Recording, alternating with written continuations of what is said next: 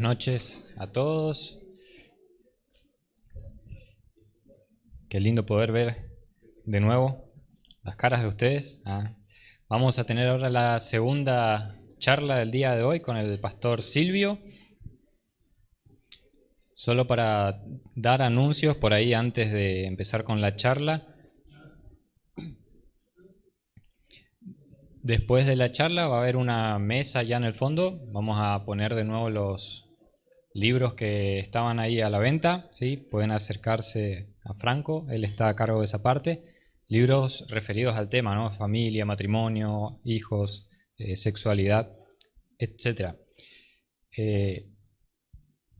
Mati creo que está abajo. Después le voy a preguntar si quedan pizzas todavía. Ellos estaban juntando ofrendas para un viaje misionero que estaban haciendo. También está la mesita ahí atrás, una redondita con tarjetitas. Esas son de regalo, pueden llevarse 1, 2, 3, las que quieran, para pegar en la heladera y esas cosas, ¿no? Y bueno, después al final de la charla, mientras ¿cómo se dice? Nos saludamos y nos vamos yendo, allá en el fondo vamos a poner el cosito el alfolí, para si alguien quiere dejar alguna ofrenda para el pastor Silvio que nos estuvo bendiciendo en estos 2 días, puede hacerlo, ¿sí? Siéntanse libres. Si no lo quieren hacer, no hay problema. Agárrense después con él. No, mentira. Él vino de buena voluntad, ¿sí? Le preguntamos si hay algún monto o algo. Dijo, no hay. Si quieren juntar una ofrenda, está bien. Entonces, es algo que también de nuestra parte debería surgir, ¿no? Como agradecimiento por todas las bendiciones que nos está dando. Silvio, esta charla más o menos ¿cuánto tiempo necesitas? 11. 1 hora. La idea es, bueno, como que te había compartido, es tener la charla, ¿sí? Y después se van a repartir unos papelitos blancos con las viromes para hacer un ida y vuelta de preguntas y respuestas, ¿sí? Entonces, por ahí si hay alguna pregunta en específico que quieren hacer, pueden ir pensando. Al terminar la charla vamos a tener ese momento distendido de preguntas y respuestas. Va a estar el pastor Silvio, tal vez Joao también pueda acompañar si quiere. Y bueno, la idea es hacerlo anónimo porque a veces hay preguntas que no son fáciles de hacer en estos contextos, ¿no? Pueden ser preguntas del tema o no, eso después lo veremos con él. Así que bueno, quedó todo explicado. Le invitamos al pastor que esté pasando. ¿Le entras y de una nomás? Vale. Bien, vamos a orar a Dios en esta última charla que vamos a conversar un poquito con ustedes sobre roles, ¿no? ¿Cuáles son las responsabilidades o tareas establecidas por Dios en su palabra para el hombre y para la mujer? Así que agarrarle la manito a tu señora, a tu marido, ¿sí? Alguna vez estaba en Ayolas y le digo, hermanos, agárrense de las manos ahí, marido y mujer. Y fue una guerra más o menos, ¿sabe? Porque no estaban acostumbrados a tomarse de las manos por el machismo y por todo ese tipo de cosas. Señor, gracias por permitirnos en esta noche también juntarnos aquí para pensar nuestro matrimonio, nuestra familia, el vínculo, Señor, de amor que algunas veces nos permitiste empezar y a lo largo de la vida sostener y tal vez en este día, Señor, pensar juntos cómo seguir. Ayúdanos, Señor, a edificar nuestra vida, nuestros matrimonios, y a ti, Señor, sea la gloria. En el nombre de Jesús, amén y amén. Bueno, en esta conversación que vamos a tener ahora, vamos a hablar un poquitito de roles. Alguna vez estuvimos en un curso que se llama Matrimonios para toda la vida. ¿Alguien hizo ese curso alguna vez? Ministerio MIM, ¿no? Ustedes hicieron Casado para siempre. ¿Conoce? Casados para siempre. Casados para siempre. Entonces, ese material es muy importante, es un curso muy lindo, bastante bíblico, Hay muchas cosas muy interesantes ahí adentro para poder hacer tal vez en algún momento ese curso, ¿no? Después nosotros agarramos y los adaptamos un poco con mi esposa para simplificarlo de alguna manera y quitarle alguna cosa que a nosotros nos parecía un poco compleja, difícil de explicar.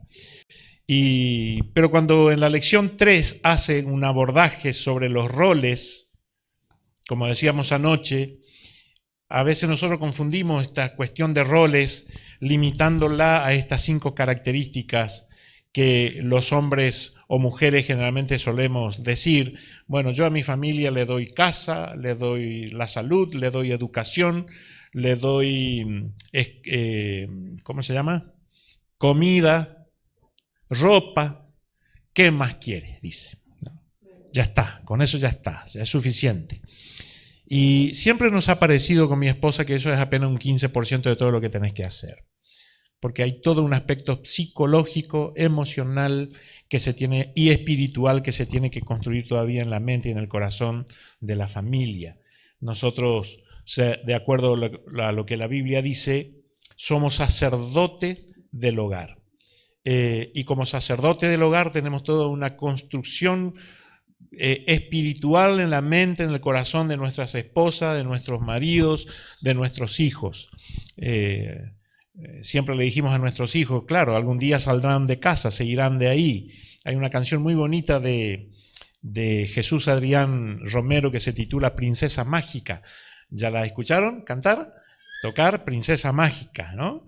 Algún día se irán de casa y llevarán consigo tantas cosas. Mientras tanto yo le estoy cuidando el corazón porque el día que se vayan yo quisiera que lleven realmente tantas cosas maravillosas que yo me ocupé de construir en el corazón de mis hijas, ¿no? Decía él en la canción. Gente que no escuchó esa canción, escúchela y prepara una toalla ahí porque te vas a poner a llorar al pensar que tus hijas, tus hijos algún día se irán de casa y no volverán. A no ser para vaciar tu cacerola, tus ollas, abrir los domingos. Bueno, ellos vuelven y te hacen la limpieza, te ensucian más y después se van otra vez porque no lavan, ¿sabes? Muy feliz igual, ¿sabes? Lavamos nosotros, sí.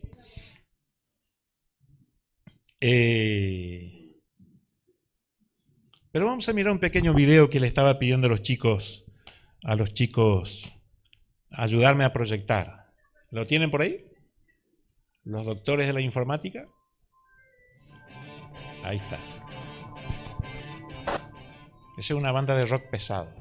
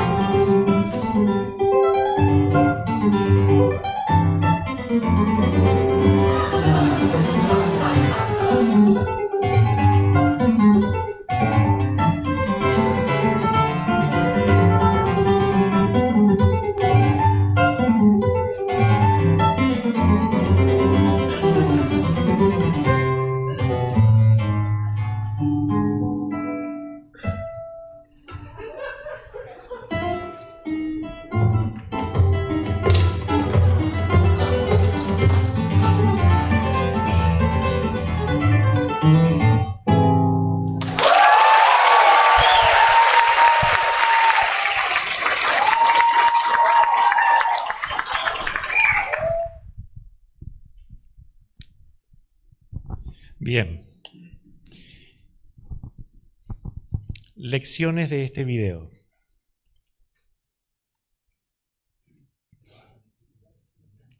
Trabajo en equipo. Coordinación. Armonía. Alegría. Conexión. Ahorro. ¿Sí? ¿Qué más vieron acá? O show no puede terminar. Muy bien. Dedicación. Trabajo. Tiempo. Inversión de tiempo. Matrimonios que funcionan, ¿qué hacen? Constancia. Complicidad. Eficacia. ¿Cuántas palabras? Mirá que salen de un video. Coordinación. Belleza, hermosura, ¿no? Muy bien. Dinámica. Muy bien, una caricia al alma. Muy bien. Estás romántico, Jorge, oye, mira. ¿A cuál hotel se van después? Paciencia. Mucha paciencia. Mucha paciencia. Bueno, ¿ustedes creen que han sacado esta obra de arte de un día para el otro? No, aquí se ha trabajado muchísimo. Bueno, nuestro matrimonio es exactamente igual. Un hombre y una mujer que van a protagonizar una obra de arte, un espectáculo, un servicio a Dios a lo largo del camino que deberá armonizar tal cual vimos en esta expresión artística de estas dos personas, ¿no? Mucha comunicación, hay que hablar mucho. Cada uno tendrá que ocuparse de su rol, de lo que le corresponde. Y a veces hay roles que son compartidos, ¿no? En algún momento el muchacho usaba una mano y la chica usaba una mano, ¿no? Hacer eso es demasiado difícil para aquellos que tocamos mal la guitarra. Nosotros le miramos nomás la guitarra comparado con esta gente que toca guitarra, ¿viste? ¿Verdad? Entonces, cuando Dios estableció e hizo el matrimonio, o Dios fue haciendo todo lo que hizo, siempre usaba una expresión y decía, y vio Dios lo que había hecho, y he aquí que lo que había hecho era bueno. Entonces mírale a tu marido y a tu esposa, porque es bueno, ¿no? Había en Brasil un matrimonio, ella se llamaba Dulce y él se llamaba Darcy. Y siempre le cargábamos a Darcy que por haberse casado con Dulce ya era salvo automáticamente, ¿sabe? Porque de Dulce solo tenía el nombre, ¿sabe? Después nada más era una mujer que ha dañado muchísimo la vida de sus hombres, ¿no? Y finalmente terminaron divorciándose, porque él no pudo sostenerse más. Entonces, cuando nosotros pensamos en los roles, en las iglesias por lo general las personas le gusta escuchar charlas, le gusta escuchar mensajes, predicaciones, le gusta escuchar, pero después hay que ir a casa. Y cuando vos te vas a casa y empezás a vivir la cotidianeidad durante toda la semana, es ahí donde se ponen los puntos sobre las íes, ¿no? Porque allí nosotros tenemos que actuar, no cuando nos bañamos y nos higienizamos, nos ponemos nuestra mejor ropa y nuestro perfume francés para venir a un culto y escuchar qué bueno que estuvo. Entonces, se trata de una construcción de las ideas y de la mente, del corazón, para poder ser práctico en el día a día, en todas las actividades y vida que nos toca vivir. O si no, somos meramente, ¿qué seríamos? Metal que resuena y címbalo que retiñe y no pasa nada, ¿viste? Nos encanta escuchar predicaciones, ¿no? Entonces, en esta materia se usa esta expresión sacerdote del hogar, las funciones del esposo, sacerdote del hogar y a la esposa se la define con otras responsabilidades. Y simplemente voy a ir leyendo acá y ustedes me van a acompañar con la lectura bíblica, pero no de brazo cruzado. Cuando le digo lean el texto, por favor léanlo ya. No espere que le pida 3 veces, porque si no la noche se va adentro y él me va a quitar el micrófono después allá por las 11 por ahí. Y esa no es la idea, ¿no? Funciones establecidas por Dios para el hombre y la mujer. Muchos hombres creen que su función en el hogar es la de ser la autoridad única y manipulan esto para su conveniencia personal y egoísta. Yo soy la cabeza del hogar. ¿Y ellas qué dicen? Yo soy el cuello, ¿sabes? La cabeza sin el cuello no funciona. Muchos pretenden regir en su casa con una actitud autoritaria, otros son indiferentes, otros son machistas, otros son meramente manipuladores, controladores, agresivos, distantes, y tantas características tóxicas y nada saludable con el que las personas cohabitan en un espacio vincular, ¿no? Otros dicen que no hay papeles predeterminados para el esposo y la esposa dentro de la vida matrimonial. Se dice tantas cosas en este sentido, pero a nosotros nos interesa lo que Dios ha configurado en su palabra, la Biblia. Nosotros tenemos un manual de la vida que es la Biblia. ¿Trajiste tu Biblia hoy? ¿O trajiste tu Biblia, doctor? Muy bien, tu Biblia. ¿Cuánto tiempo hace que tenés en la Biblia? Muy bien, todo de nuevo, hasta la Biblia es nueva, ¿no? Mira, espectacular. ¿Qué leyeron hoy con su devocional? ¿Qué lectura fue hoy? No, cualquiera. Salmo 56. Muy bien, el Salmo 56. ¿Y los otros qué leyeron hoy? Romanos 9, ¿no? No, hoy todavía no leí, pero no terminó el día todavía, ¿sabes? Voy a leer después. ¿Entendés? Si amamos al Señor, nos interesa siempre su palabra. ¿Qué dice su palabra? Anoche llegamos al hotel y Sonia dice, voy a dormir hasta las 11 de la mañana, pero yo no podía, a las 5 estaba tomando mate y leyendo, ¿sabes? Porque a medida que vas a los 60 adentro, te levantas a las 5, las 4, las 3 y te pasa eso, ¿no? Pero cuando tenemos 20, 25, 30 años, es un placer que nadie venga a molestar porque estás durmiendo, ¿no? Dormimos mucho más cuando somos jovencitos, ¿no? ¿Y usted qué opina? Seguramente la falta de acuerdo en este tema o distintas versiones sobre roles en el matrimonio también está de alguna manera haciendo ruido en tu mente, en tu corazón aquí en este lugar, ¿sí? Así que Dios estableció la primera pareja y puso a Adán como la cabeza de la familia y a Eva como ayuda idónea. Algunas mujeres leen mal y dice idueña, ¿no? No, acá dice idónea, ¿sí? Y la Biblia dice, y dijo Dios, no es bueno que el hombre esté solo, le haré ayuda idónea para él. Eso está en Génesis capítulo 2, versículo 18, que ustedes pueden subrayarlo. Y este es un rol muy importante que Dios ya está atribuyendo a la mujer, ayudar. Ella es una ayudadora. Paralelamente al plan de Dios existe un plan maléfico dispuesto a quebrantar el orden creado por Dios, hecho por Satanás. La Biblia dice que el ladrón no viene sino para robar, matar, destruir. Y Jesús dice así, yo he venido para que ustedes tengan vida y la tengan de manera abundante, ¿no? Así que el plan de Satanás también es destruir todo lo que Dios ha creado. Él es un pirata, piratea absolutamente todo, falsifica absolutamente todo, haciéndole creer a la gente que lo que él inventa y lo que él propone es mucho más placentero de lo que Dios creó, es mucho más completo de lo que Dios creó, ¿no? Entonces la gente practica swinger, matrimonio abierto, practican infidelidad, mienten, porque creen este mensaje diabólico de destrucción, que lo que Dios hizo no es del todo bueno, sino lo que Satanás está proponiendo es un poco más completo aún.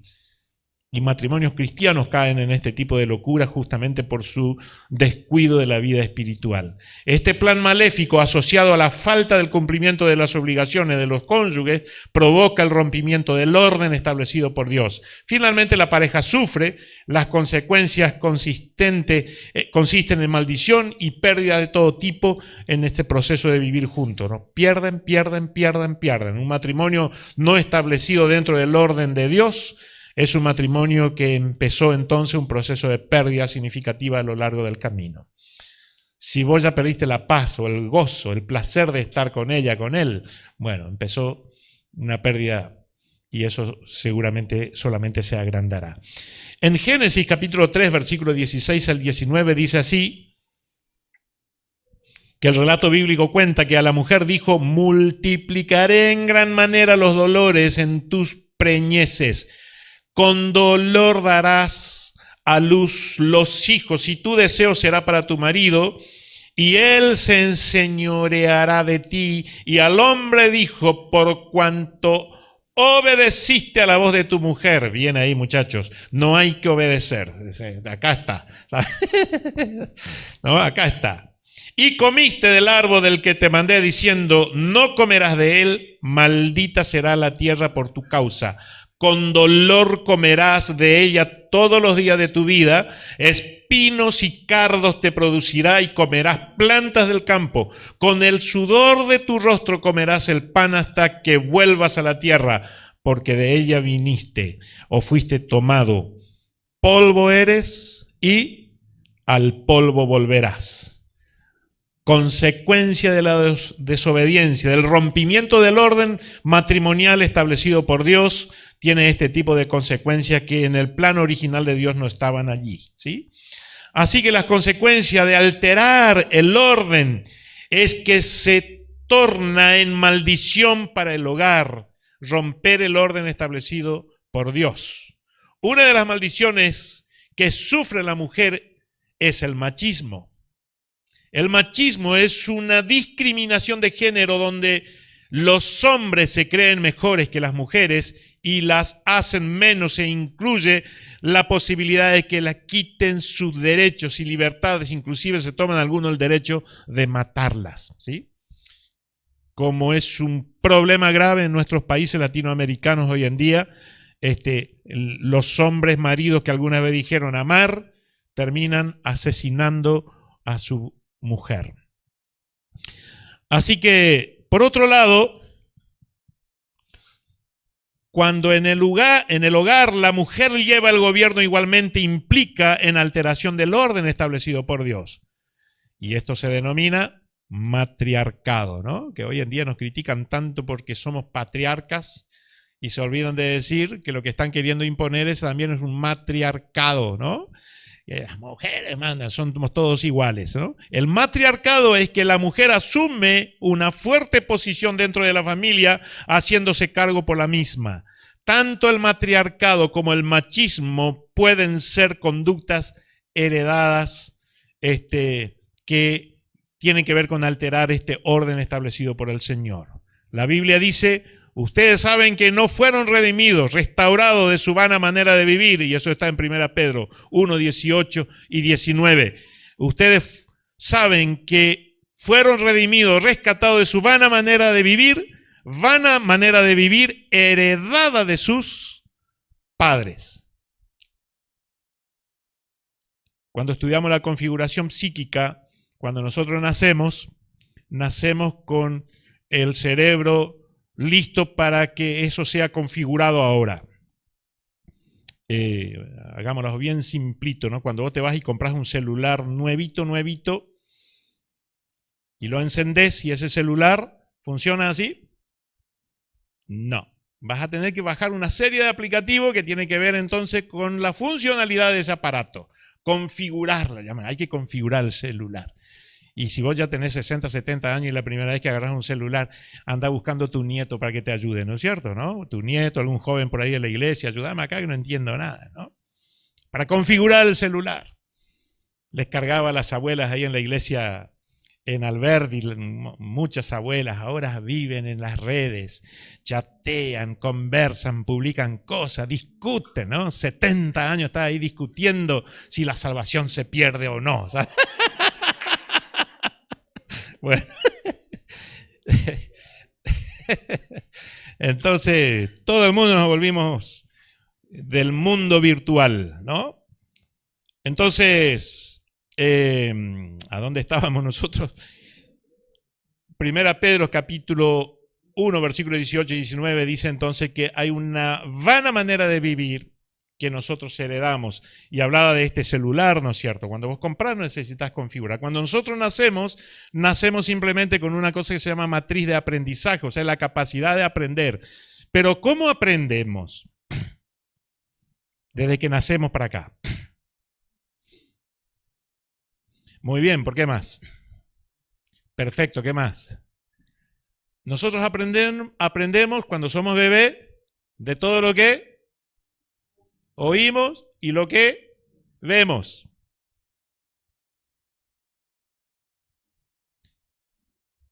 Lentamente vamos llegando a un nivel donde decidimos lo que aprender, decidimos, discriminamos, separamos lo bueno, lo malo, qué sé yo, pero somos seres humanos que repetimos patrones de comportamientos que hemos aprendido en ese espacio vincular primario que se llama la familia. Tu esposa ya te habrá dicho, sos fotocopia de tu papá, tal cual tu mamá le decís vos, ¿sabes? O sea que vos ya identificaste ciertos patrones en la suegra que tu señora anda repitiendo. La configuración psíquica, el aprendizaje fue dándose a lo largo de la vida de la niña, de la adolescente, de la joven, hasta que finalmente dijo que ya está lista para irse contigo. Y ahí vos descubriste, pero no era necesariamente lo que yo pedía a Dios, algo pasa acá, ¿no? Entonces nosotros repetimos patrones, configuramos nuestro cerebro y la configuración psíquica es una configuración que no es estática, sino más bien está en un constante y continuo movimiento. Nosotros nunca paramos de aprender. Y desarrollamos este proceso, si somos inteligentes y venimos a la Biblia, la capacidad también de desaprender y al mismo tiempo reaprender. Y vamos trabajando este proceso. No podemos decir simplemente a mí me enseñaron así, yo sé que es así y ya está, así. Eso no es verdad. También a vos te caracteriza la capacidad de desaprender. Y esta otra palabra preciosa, reaprender. Cuando ya podés tener tu capacidad crítica bien desarrollada, vos podés pensar, ¿qué me enseñó mi mamá, mi papá? ¿Por qué yo estoy haciendo esto? ¿Por qué pienso así? ¿No? Es una excusa barata cuando vos tenés 30 años de decir, la verdad que yo aprendí esto de mi papá. Está diciendo que no quiero cambiarlo. Me conviene, vaya a saber qué tipo de cosas hay ahí que a vos te conviene y no querés modificar. ¿No? Dice la Biblia que el que está en Cristo Jesús, ¿qué es? Es una nueva criatura. Las cosas viejas pasaron. He aquí, todas las cosas son hechas nuevas. Y eso tiene que ver con tu manera de pensar, las cosas que pensás, las cosas que haces, tus ideas, tus pensamientos y tu conducta, ¿no? En un constante, continuo modificar. Así que algunas cosas que te quiero leer acá.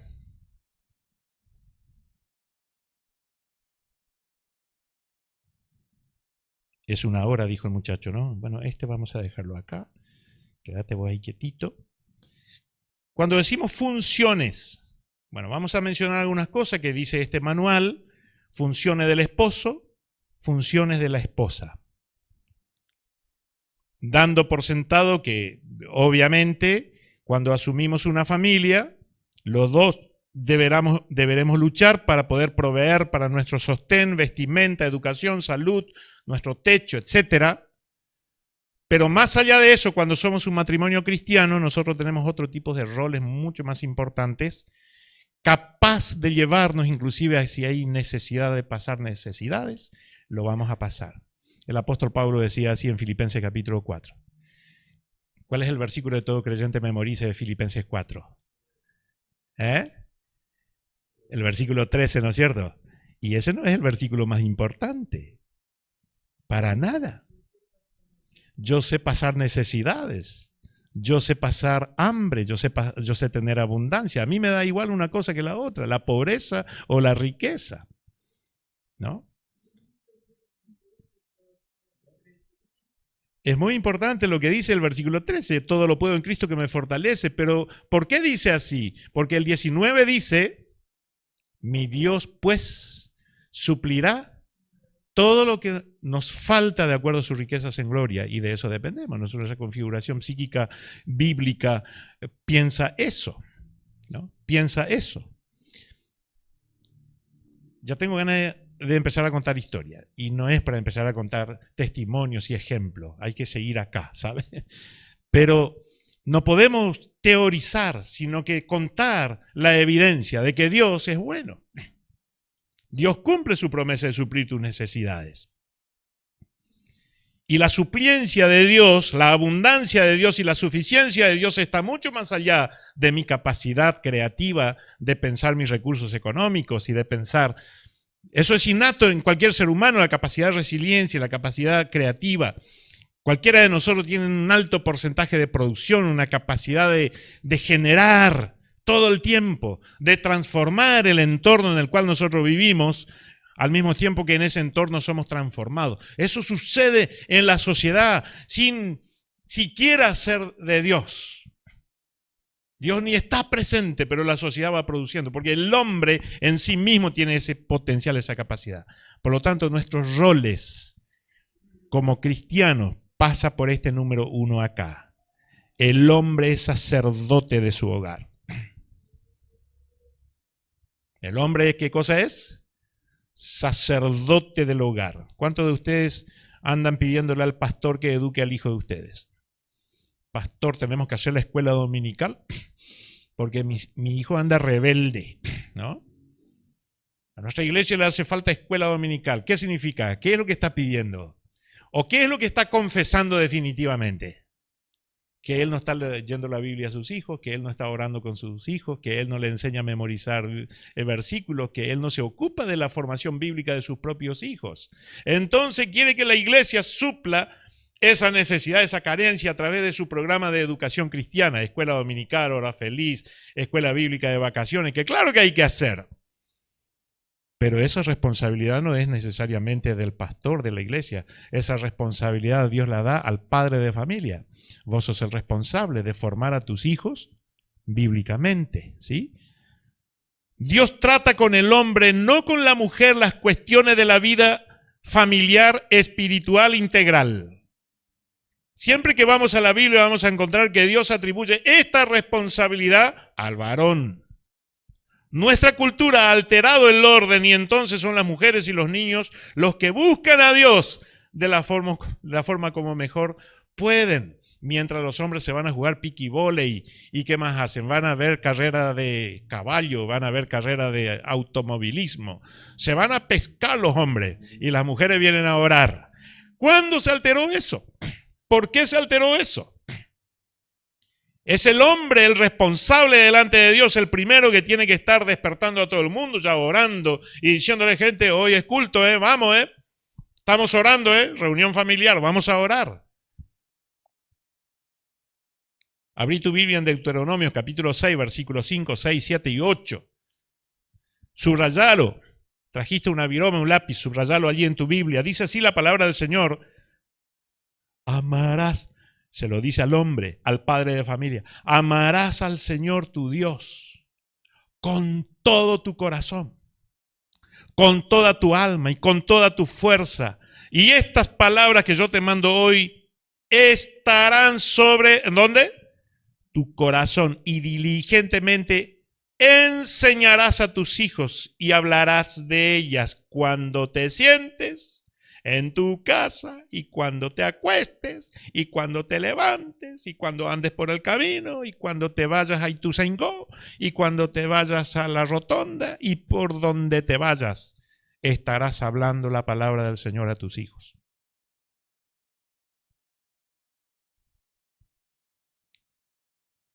¿Cuántos muchachos casados hay acá? Casados.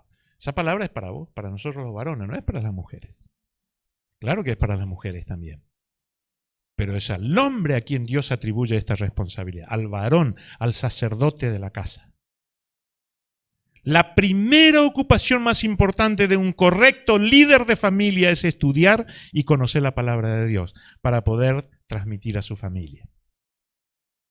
El esposo tiene la responsabilidad de guiar e instruir a su esposa e hijo en la sana doctrina de la palabra de Dios. Les enseña y da ejemplo de coherencia, de fidelidad, de amor a Dios.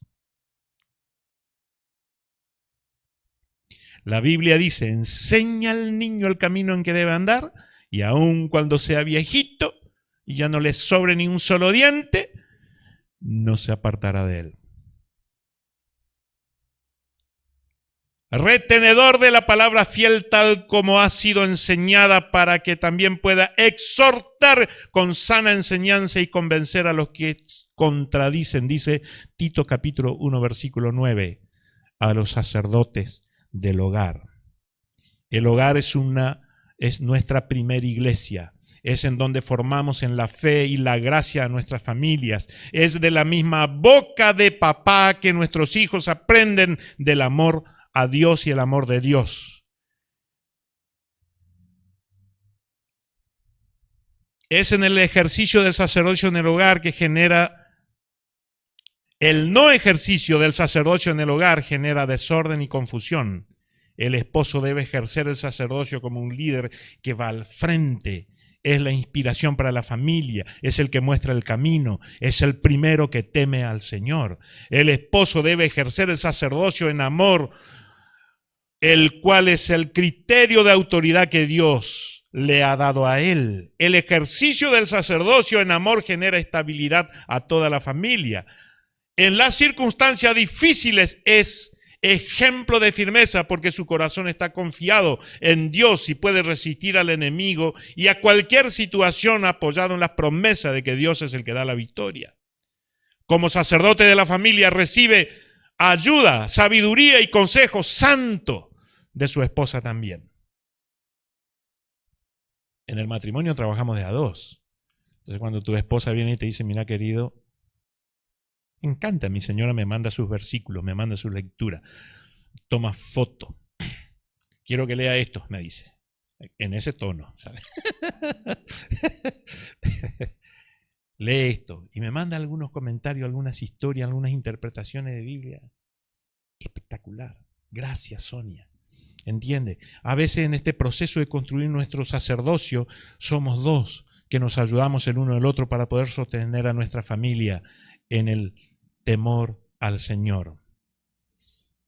Es el sacerdote el que distingue lo limpio de lo que no es limpio. El ejercicio adecuado del sacerdocio implica estar sensible para tener discernimiento a fin de reconocer el pecado que está por dañar a la familia. ¿Cuántos de ustedes oran por sus hijos? Si ustedes grandes se quejan de tentaciones y de luchas y de pruebas, imagínate tu hijo adolescente. Imagínate tu hijo adolescente. Tu hijo joven que sale por las calles, que anda por las plazas. No. Tengo ganas de parar y contar historias ya. Tenemos que seguir. Tienen luchas, tienen problemas, tenemos que orar por ellos. Vení, vamos a leer la Biblia, venimos a pensar.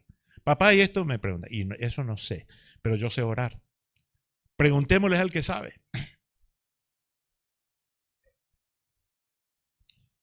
Me encanta cuando mis hijos de tiempo en tiempo llaman y dicen y agradecen ese rol de haber sido estable, haber sido firme, de haber sido fiel a lo largo del camino, y ellos pueden elogiar eso en la vida de su mamá y la vida de su papá.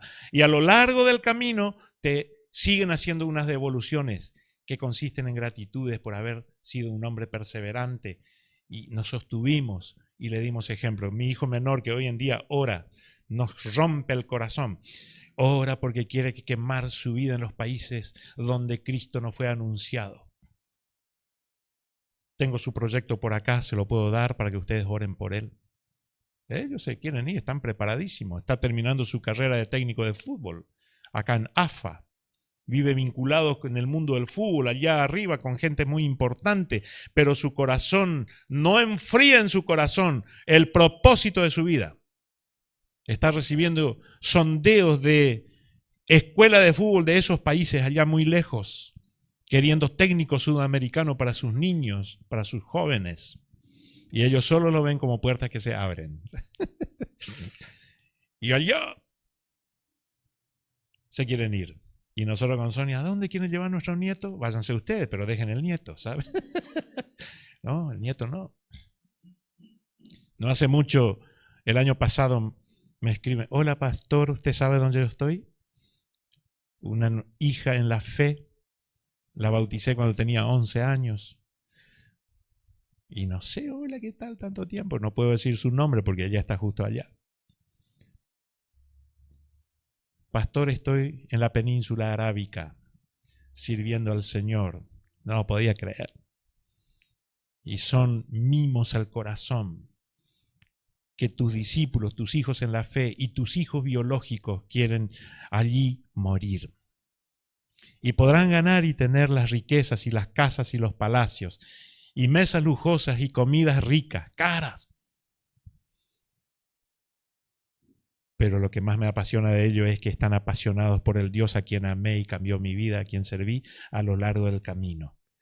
Que mis hijos quieran eso no tiene precio.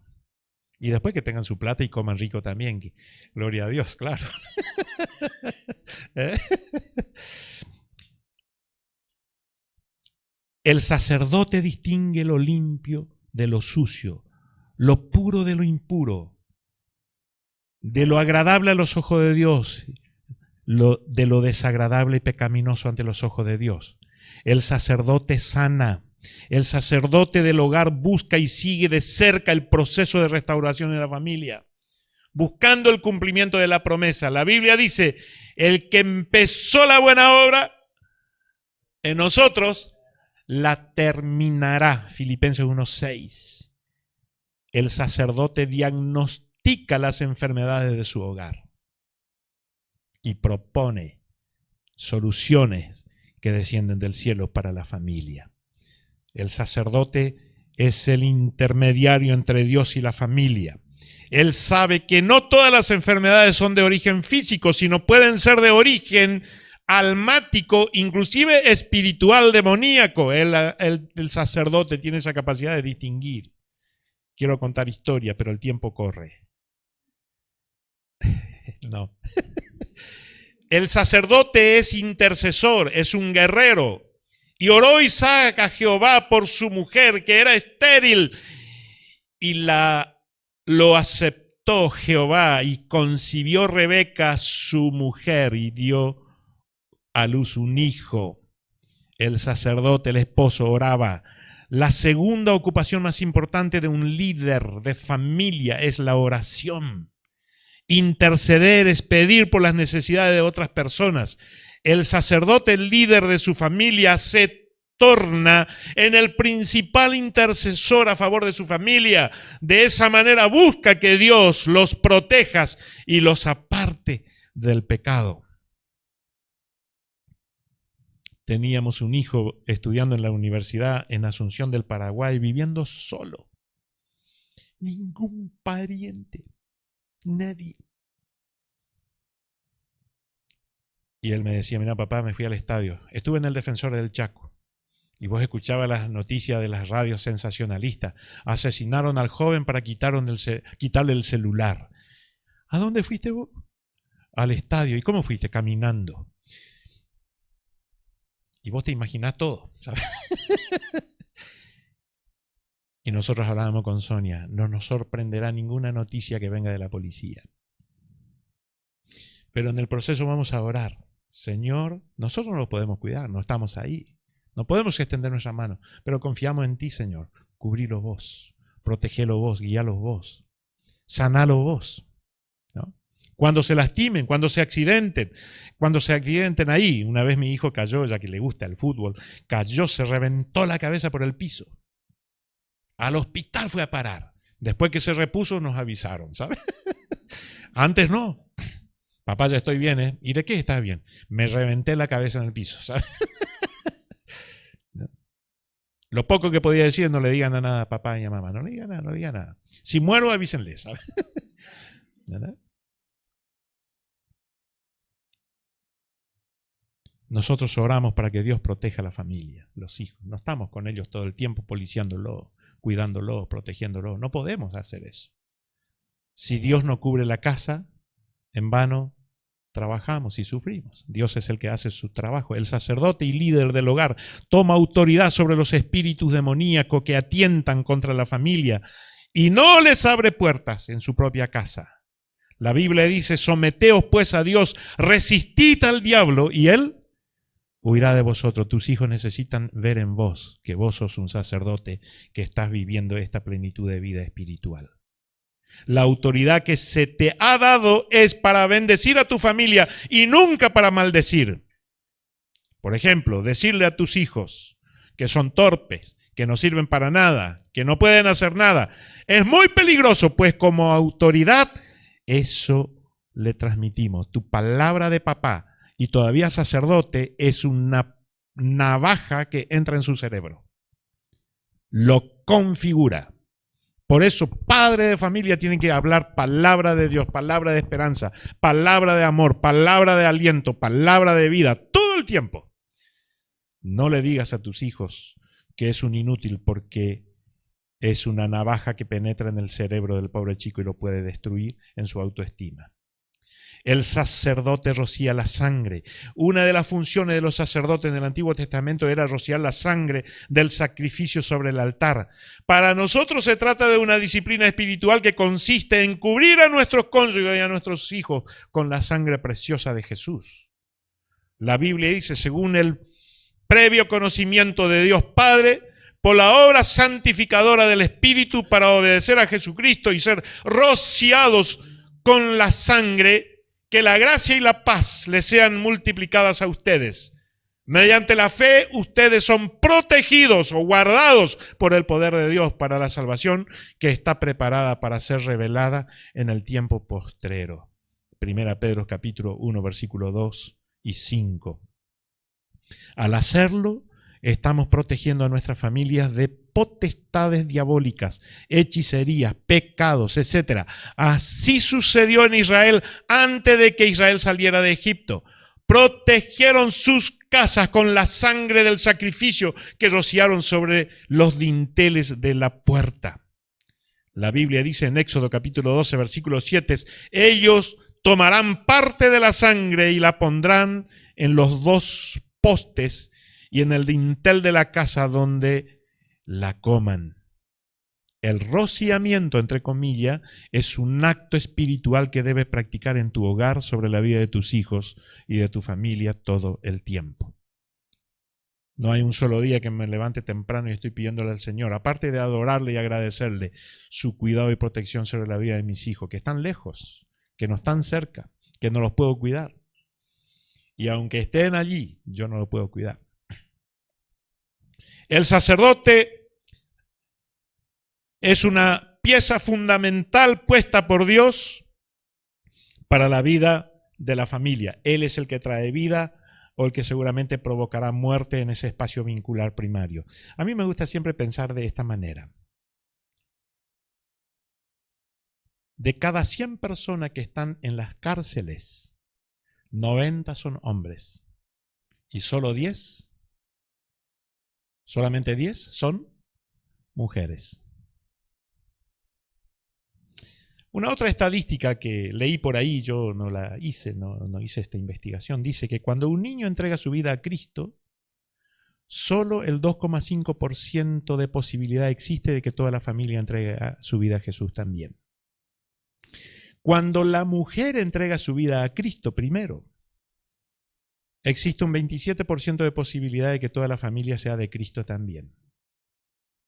Pero cuando un hombre entrega su vida a Cristo, el 93% de posibilidad existe de que toda la familia conozca a Cristo. Ese es el poder de influencia que tenemos nosotros los varones. Yo no sé por qué motivo en las iglesias solo hay ministerios para adolescentes, niños, jóvenes y mujeres. Pocas iglesias tienen ministerios para hombres. Y según estas estadísticas y estos números, ¿sobre quién deberíamos estar trabajando más? Sobre el sacerdote del hogar. Si hay desastres en la familia, muy pocas son consecuencia de mala gestión femenina. La mayoría son por el mal ejercicio del liderazgo espiritual de los varones responsables de esa familia. Ya que estoy leyendo, sigo leyendo. ¿Qué hora es, doctor? ¿El referido dónde está? Vos estás muy tranquilo ahí. Vos me tenés que mostrar las tarjetas. ¿Estamos a tiempo todavía? Muy bien. Déjame decirte, las funciones de la esposa. Las funciones de la esposa. Ahora sí te quiero ver. Ahora sí. Ahora tú vas y ve. Magora. Bueno. Y dijo Dios, no es bueno que el hombre esté solo. Le haré ayuda idónea para él. Chiste viejo es, pero el tipo que leyó mal, por tonto dejará el hombre a su padre. No, por tanto dejará el hombre a su padre y a su madre y se unirá a su mujer. Es viejo el chiste, ¿no? Eso lo trajo Cristóbal Colón cuando vino a descubrir América, ese chiste, sí. Actualmente, ¿de qué rodeas o cómo ayudas a tu marido? Ayuda idónea, dice. Significa literalmente rodear al marido. Ayuda idónea proviene de la palabra hebrea rodear. Es un papel vital. Tu papel es brindarle, ¿qué cosa? Apoyo, exhortación y consuelo. Apoyo, exhortación y consuelo. Pero exhortación no significa plaguearte todo el santo día. ¿Sí? ¿Qué significa la palabra exhortación? Alentar, animar, empujar, encorajar.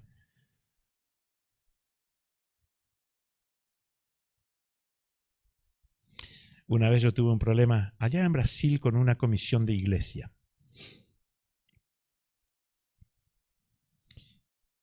Y no sé qué pasó, pero yo en la comisión me largué a llorar como un niño por la impotencia que me generaba. Y salí de la reunión, me fui a mi casa, que era la casa pastoral ahí al lado, y me metí en la habitación, cerré la pieza, me tiré en la cama, una oscuridad total, y ahí estaba yo, llorando, triste, mal, deprimido hasta no dar más, impotente, no quería salir de allí. Al rato viene mi señora, abrió la puerta despacito, cerró la puerta, caminó, se acostó a mi lado, no dijo nada, me abrazó y me dijo, yo estoy con vos. ¿Sabes qué? Yo tenía ganas de salir afuera y volver allá. Yo estoy con vos. ¿Verdad? Fue suficiente hacerme sentir su presencia y me dio un coraje tal que tenía muchas ganas de volver allá. ¿Sí? Y a lo largo del camino, me emociono cuando cuento esta historia siempre, porque hay muchas como esta a lo largo del camino donde mi esposa me sostuvo. ¿Sí? A lo largo del camino ha hecho un papel de sostén de mi vida, apoyo. Rodear significa apoyar, apoyo, acción o colaboración desinteresada que se presta para que el otro logre un determinado fin, para aliviarle el trabajo, para evitar una situación de riesgo. Cuando la esposa presta su apoyo, el esposo está más dispuesto a enfrentar desafíos. Ayudar implica en no criticar a tu hombre todo el tiempo. La crítica de la mujer impide al hombre a avanzar con firmeza y confianza. Pero la verdad que vos sos un desastre siempre. Qué descuidado que sos. Pero yo te dije bien. Y él está así feliz. Gracias, querida. Qué bien. Qué palabra de aliento. Apóyalo en la toma de decisiones para la familia. Los procesos de toma de decisiones con la esposa es diferente. Mi señora es flemática y yo soy sanguíneo. Los sanguíneos, ¿cómo decidimos? Pastor, ¿cómo decidimos los sanguíneos? Usted que es psicólogo. Aquí, ahora, ya. Pasado mañana vamos a pensar y vamos a llorar ahí. ¿Y los flemáticos? No sé. Una de las cosas importantes que ustedes deberían hacerse como pareja es aplicarse un test de temperamento. Es muy importante parar y pensar por qué ella es así, por qué vos sos así.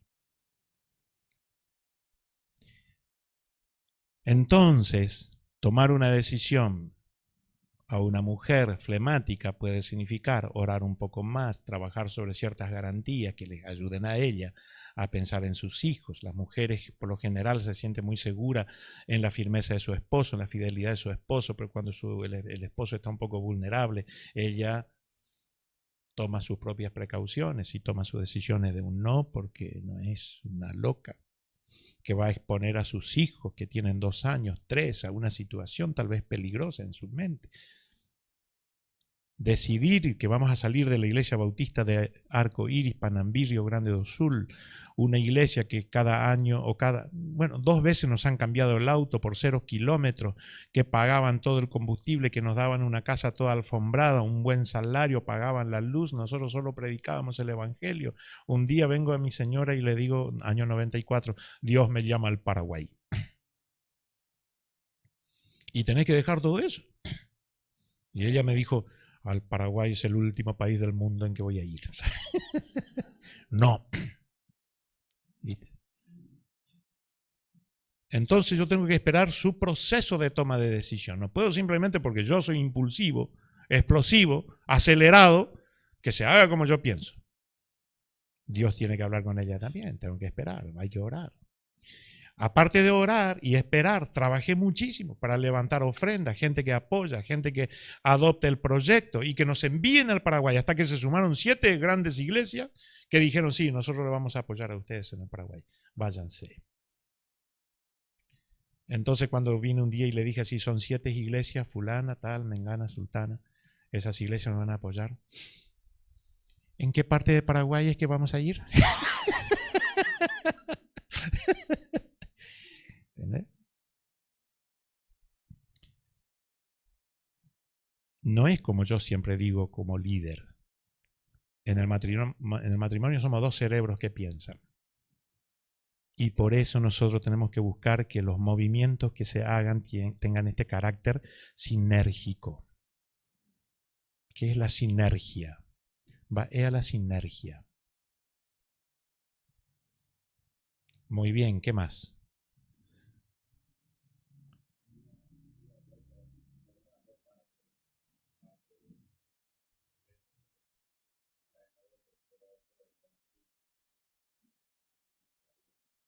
Son 2 vidas.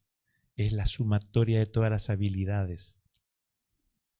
Usted no se imagina el cerebro de mi esposa, la capacidad creativa que tiene. ¿Cómo yo voy a ignorar eso?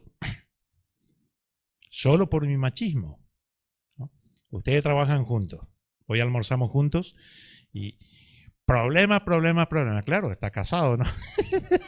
¿Entendés? Y hacer negocio juntos, trabajar juntos, esos son procesos de empuje y espera, no procesamos igual, ¿no?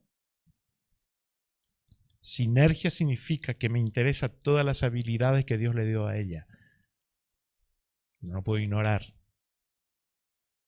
Tu mujer es mucho más creativa a veces que vos. Pará, escuchala. Y habrá mujeres que necesitan tu ayuda, claro que sí, porque así somos los seres humanos. Pero cuando somos pastores, misioneros y somos 2, las decisiones tienen que contemplar la paz, la tranquilidad y que esa decisión sea estabilizadora para todo el grupo familiar. No simplemente mi machismo. En ese sentido, el apoyo.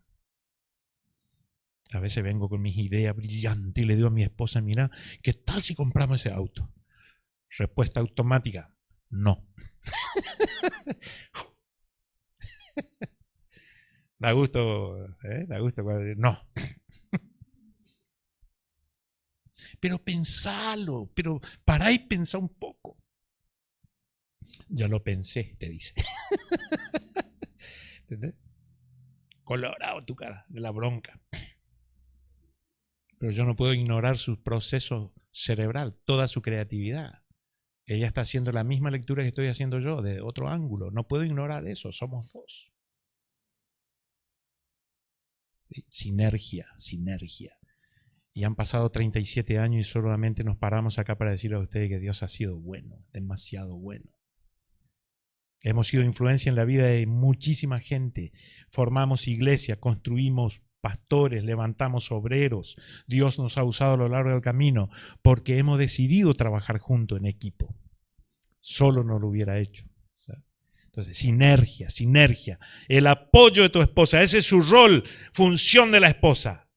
Apoyo. Segundo, exhortación. La palabra exhortación en el griego es parakaleo, que quiere decir rogar, alentar, animar, confortar, dar coraje. Anima a tu esposo a estar frente a Dios. Estábamos ahí, a veces me viene mi carnalidad y ella me dice, vamos a orar. Qué bueno. Alentarlo cuando se siente desanimado y hacerle sentir que es importante para tu vida. Que él sepa que estás con él en todo. ¿Cuántas son las esposas que le agradecen a su marido porque han trabajado, se han esforzado? Se han pasado 9, 10 horas en la empresa trabajando, vienen ahí cansados y ni gracia la mujer le dice. Qué bien que volviste, te preparé la cena, tengo agua caliente para vos. Te quiero lavar los pies. Nunca te pidió tu marido, pero ¿qué tal si un día le sorprendes? Gracias, querido. Claro que la esposa también estuvo trabajando arduamente con esos dos cachorros que formaron juntos. ¿Entendés? ¿Sabe lo que es? Cuenta un chiste, es esto, ¿no? Que alguna vez el hombre se quejaba a Dios y le pidió a Dios ser mujer por lo menos por un día. Mi mujer no hace nada todo el santo día, está de balde todo el día. Señor, por favor, por lo menos por un día, yo que me sacrifico todo el santo día, que ella sepa que ella vaya a trabajar. El sacrificio que uno hace. Haceme mujer por un día. Y llegó un día, Dios le hizo mujer. Y ella se fue a trabajar, hizo todas esas cosas, y él quedó ahí. A las 5 de la mañana se levantó a preparar ya el desayuno, el mate, la ropa de los niños para ir a la escuela, el marido que se va a trabajar. Era un marido ansioso que necesita ciertos servicios antes de levantarse todavía de la cama, y ella estuvo ahí para eso.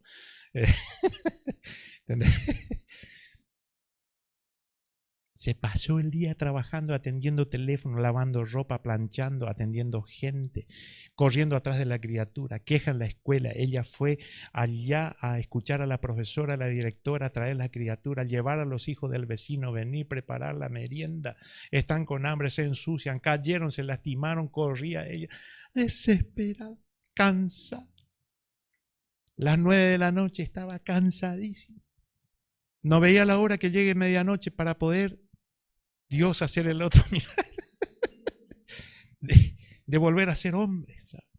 Llegó el marido, cenó, vio la noticia y estaba ya en la cama a las 9 de la noche acostado, él ahí, esperando a su esposa. ¿Se entiende?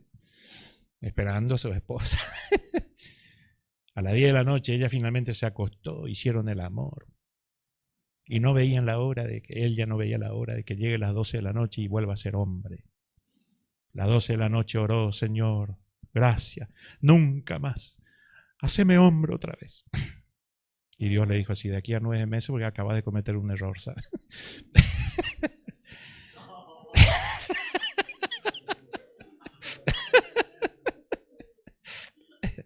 Se equivocó. Era el día de la ovulación. Luna llena. De aquí a 9 meses serás varón otra vez. Así que a veces quejarnos de que nosotros trabajamos mucho y nuestra esposa está ahí un poco más relajada, no es tan así cuando tienen 2 o 3 criaturas y responsabilidad. Y todavía si es una mujer moderna que anda por las oficinas, trabaja por allí afuera. ¿Entienden? Exhortación, la palabra entonces significa alentar, animar. Otra palabra, consuelo. Cuando las cosas no salen como él lo desea, no lo critiques. Ministrale palabra de sabiduría, de consuelo, para que sea levantado en su ánimo.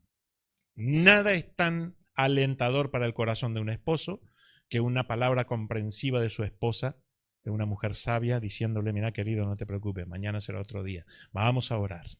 No estás solo. La esposa administra. La Biblia dice, más vale 2 que 1 solo, pues tiene mayor remuneración por su trabajo. pero ay del solo, dice Eclesiastés. El esposo provee, pero tú te encargas de administrar de manera hábil y dirigida por Dios. Esto aumentará y multiplicará lo que el esposo ha provisto. Invierte sabiamente lo ahorrado a fin de producir aún más.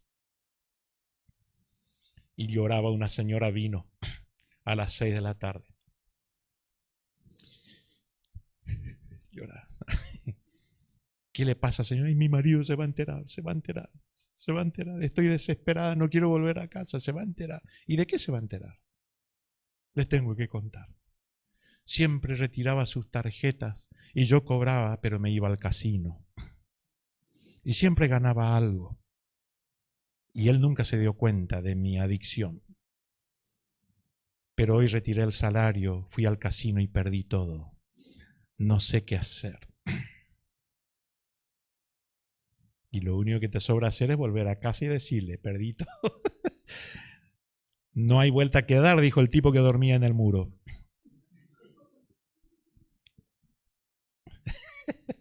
Claro. ¿Entiende? Lamentablemente por esa adicción este matrimonio terminó en separación, en divorcio. Cuando Dios provee a través del esfuerzo de tu esposo, pero tú administras mal. No tienes esa cultura de ahorrar, de multiplicar, de sumar, de pensar los sueños juntos, de la casa propia, de una mejor vida para nuestros hijos, la universidad de los chicos, sino más bien tu fantasía mental, tu falta de control sobre algunas cosas ha hecho que desperdicies el esfuerzo de tu marido. Muchos hombres están viviendo hoy dentro de ese tipo de situación. Estoy obviando muchas cosas sobre este asunto, pero quiero pasar aquí. El esposo, ejemplo del corazón de Dios. La Biblia dice, sed más bien amables unos con los otros, misericordiosos, perdonándoos unos a otros, así como también Dios les perdonó en Cristo Jesús. Efesios 4:32. Este es el corazón del Padre, el corazón del esposo.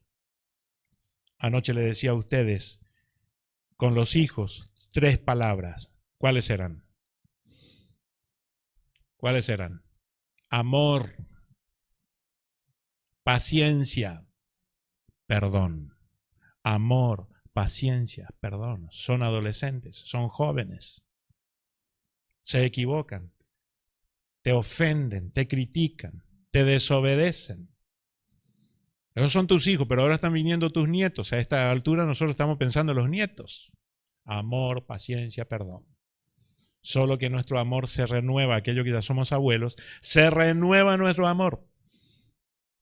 Y un día mi nuera ya me parece que estamos esperando un bebé. Y yo ya quería ir a traer el bebé para mí, es mío, ¿sabes? Sí. Bisnetos, imagina. Ya pensó. Me decía un hermano ahí en Alberdi, mira, cuando vos tengas nieto vas a ver cómo tu amor se renueva. ¿Qué se va a renovar? Le decía yo. Y ahora ando enloquecido por mi precioso nieto. Para colmo salió bonito, se me parece demasiado.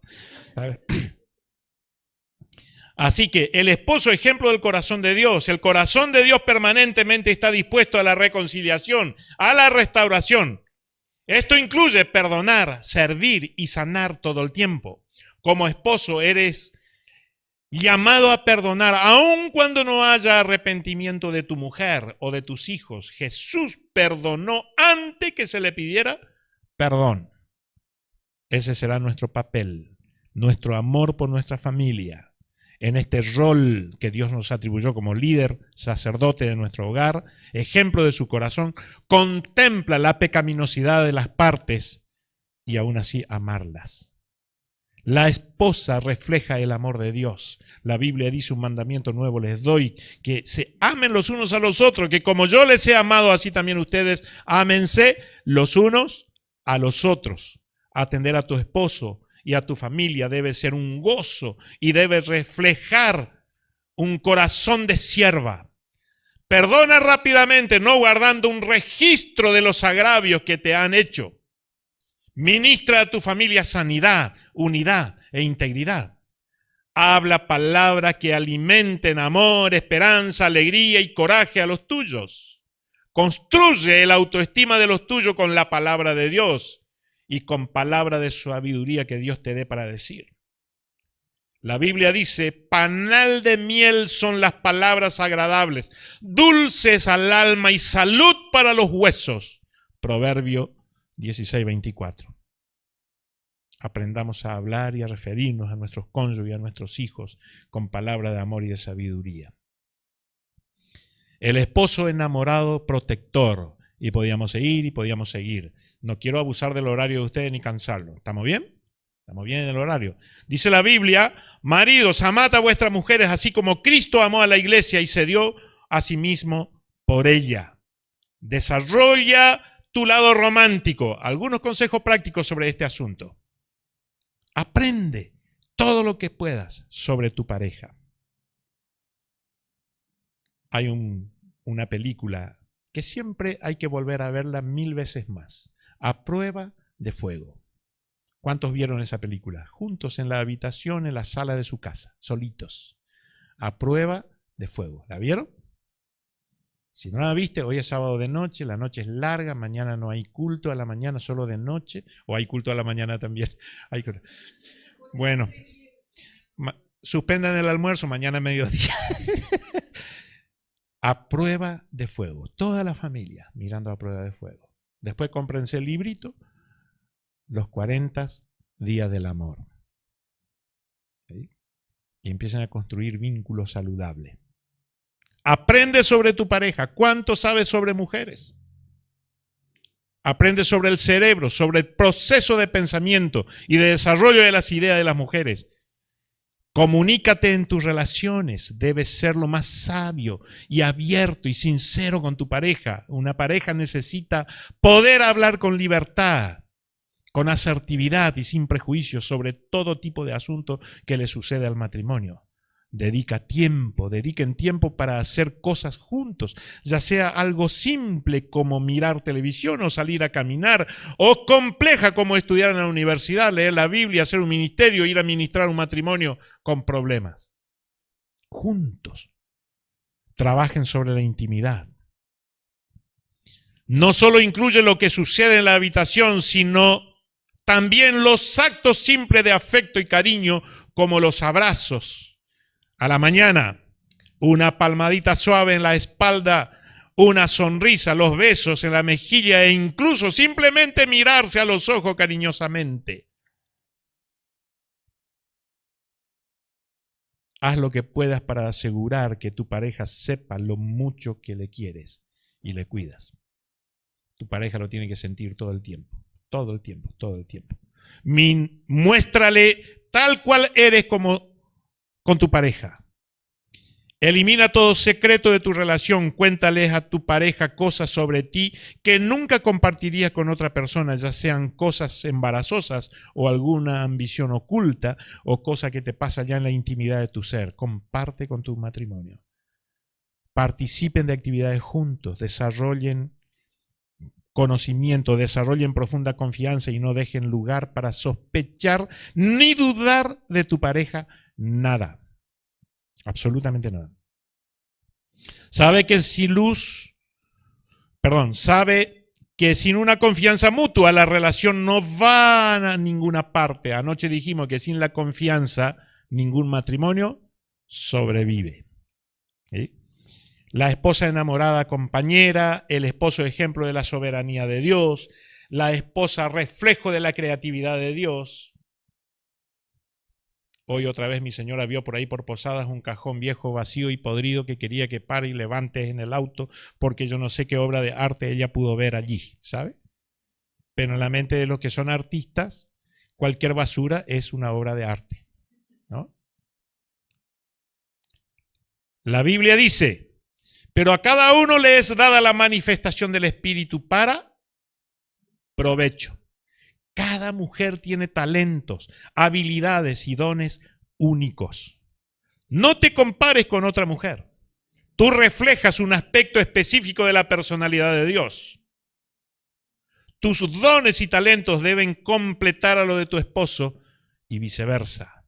La pareja debe conducirse en armonía aun cuando están sirviendo y trabajando por separados. Yo soy de eso exagerado que estoy viajando y cada 2 kilómetros una foto. Y un día me dice, pará de mandar fotos ya. Me llenas el celular de fotos, no mandes más, ya está. Avísame que llegaste. Y listo. Yo quiero decirle, estoy acá, mira por dónde estoy pasando, como si ella fuera a ver dónde estoy, ¿sabes?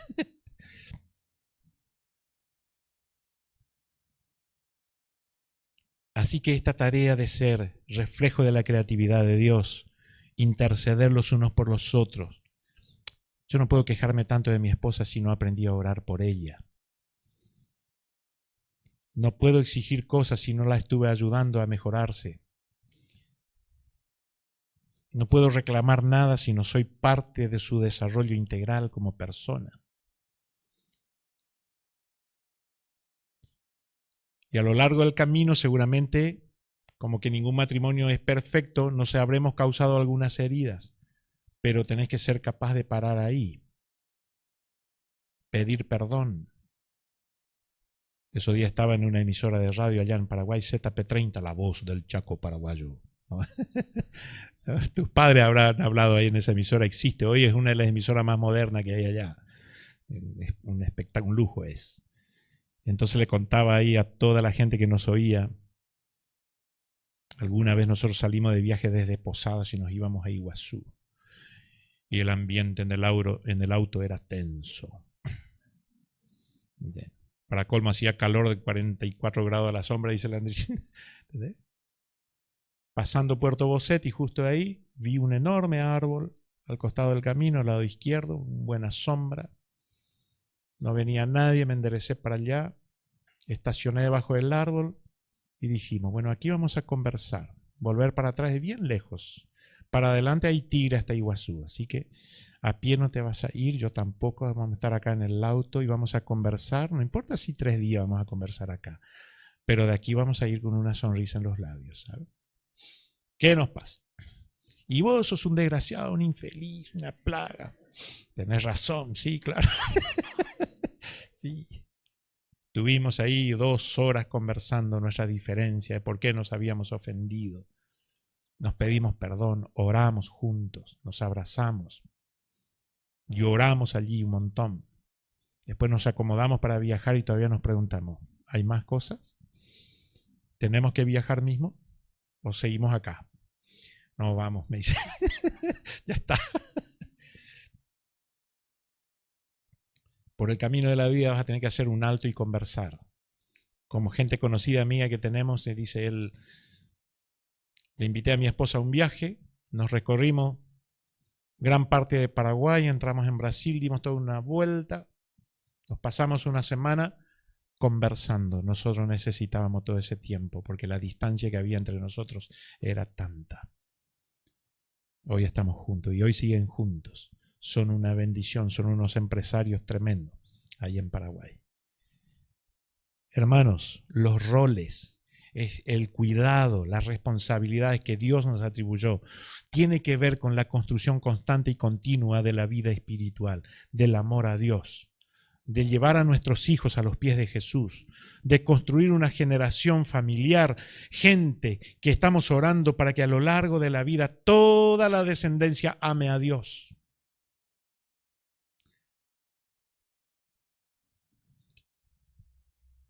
Sí.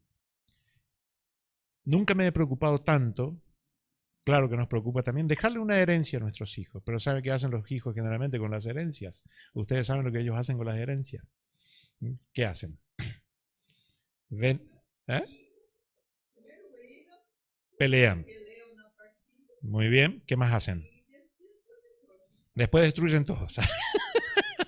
Lo venden enseguida, se pelean entre ellos, se reparten y se van a vivir en Estados Unidos, ¿sabes? Y vos te mataste haciendo esa casa para ellos. Y yo pensé, mira, Eliel Natanael, vos sos mi hijo, según mi esposa, y son hijos de Sonia Ruth. Por lo tanto, tienen una capacidad enorme de ser creativos, esforzados, trabajadores, No me preocupa dejarle ninguna herencia porque van a trabajar nomás mismo para tener. Pero sí me preocupa dejarle una herencia, y es la espiritual. Que conozcan a Cristo, que lo amen a Él, que lo sirvan a Él. Y que sus hijos, mis nietos y mis bisnietos y toda la conejera que venga después, tenga temor de Dios y sirvan al Señor. Es toda la herencia que quiero. El resto es una cuestión de esfuerzo y creatividad de cada persona a lo largo de su vida. Claro, si vos podés dejarle cosas a tus hijos, déjale, gloria a Dios por eso. Pero vos podés dejarles cosas materiales a tus hijos, pero no un ejemplo de papá, ¿no? Chiste viejo es este que dice que una vez un señor muy famoso del pueblo, muy amoroso en la sociedad, murió. Pusieron su cuerpo en el polideportivo del pueblo y el pueblo pasaba ahí por el féretro. La esposa estaba ahí con los hijos, sentados allí, miraban y escuchaban lo que la gente decía, mirando el cajón y la cara del muerto. Qué gran hombre, qué gran persona, qué pérdida para nuestra comunidad, decía la gente. Y la viuda miraba, sollozaba, miraba. En algún momento tantos elogios al muerto que ella le dice a uno de sus hijos, hijo, parate y mira, parece que no es tu papá. ¿Sabes? Debe ser algún extraño. Se equivocaron de muerto, ¿viste? Trajeron otro acá. Tu papá no es. Así que hermanos, que a lo largo del camino, este texto bíblico que voy a pedir que ustedes puedan sujetar, es subrayar, mejor dicho, y sujetarlo en su mente, y que sea práctica de ustedes a lo largo de su camino, en Efesios capítulo 4 o capítulo 5. ¿Qué capítulo es? 5:21, ¿qué dice?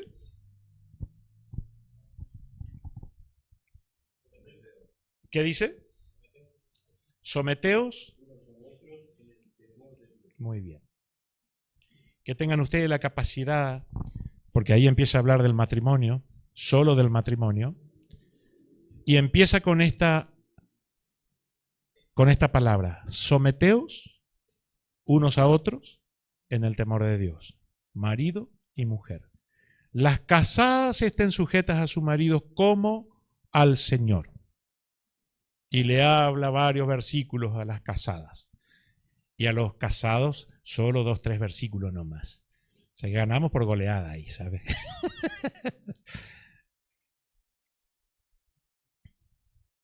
Y la conclusión de toda esta construcción de una teología del matrimonio y la familia termina en el versículo 31, que dice así. ¿Ah? 30, versículo 30. Somos miembros de su cuerpo, de su carne y de sus huesos. Por esto dejará el hombre a su padre y a su madre y se unirá a su mujer, y los dos serán una sola carne. ¿Eso dice el 31? Mira vos. Y donde dice que el marido ame a su esposa y la esposa, 28 es, ¿no? Así también los maridos deben amar a sus mujeres como a sus mismos cuerpos. El que ama a su mujer, a sí mismo se ama. 33, ¿no? Claro.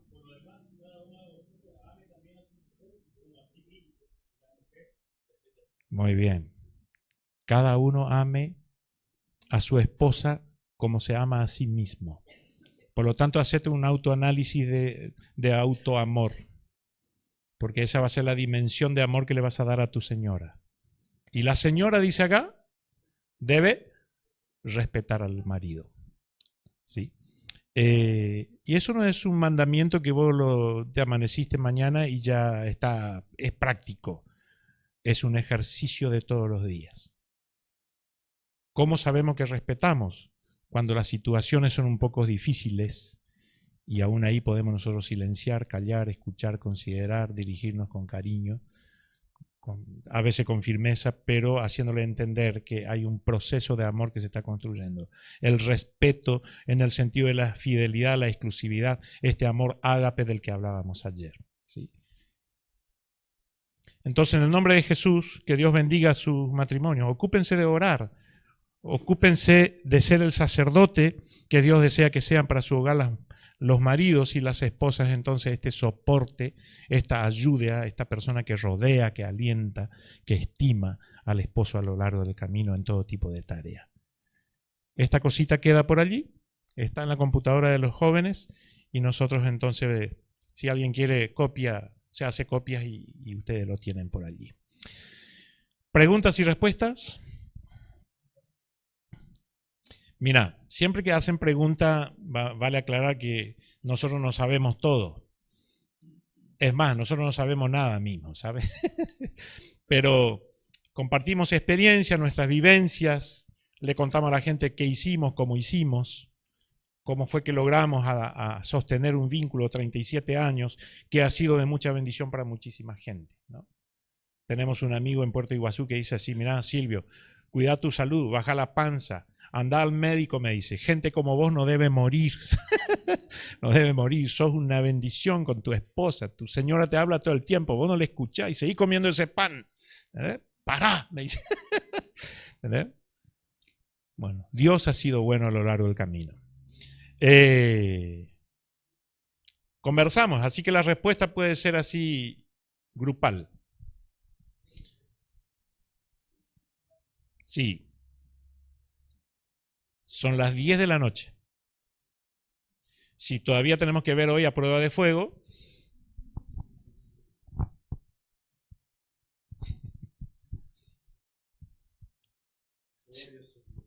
si hay preguntas, obviamente, sería más interesante si hay aportes. Mira, yo quiero agregar tal cosa, quiero estimular a esto, que también es construir al grupo los aportes que alguien pueda hacer.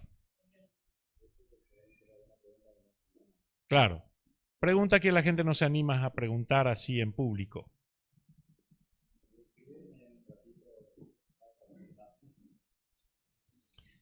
Tal vez decirle como pastores que la obra misionera nuestra siempre creció cuando nos hemos enfocado a trabajar sobre familias.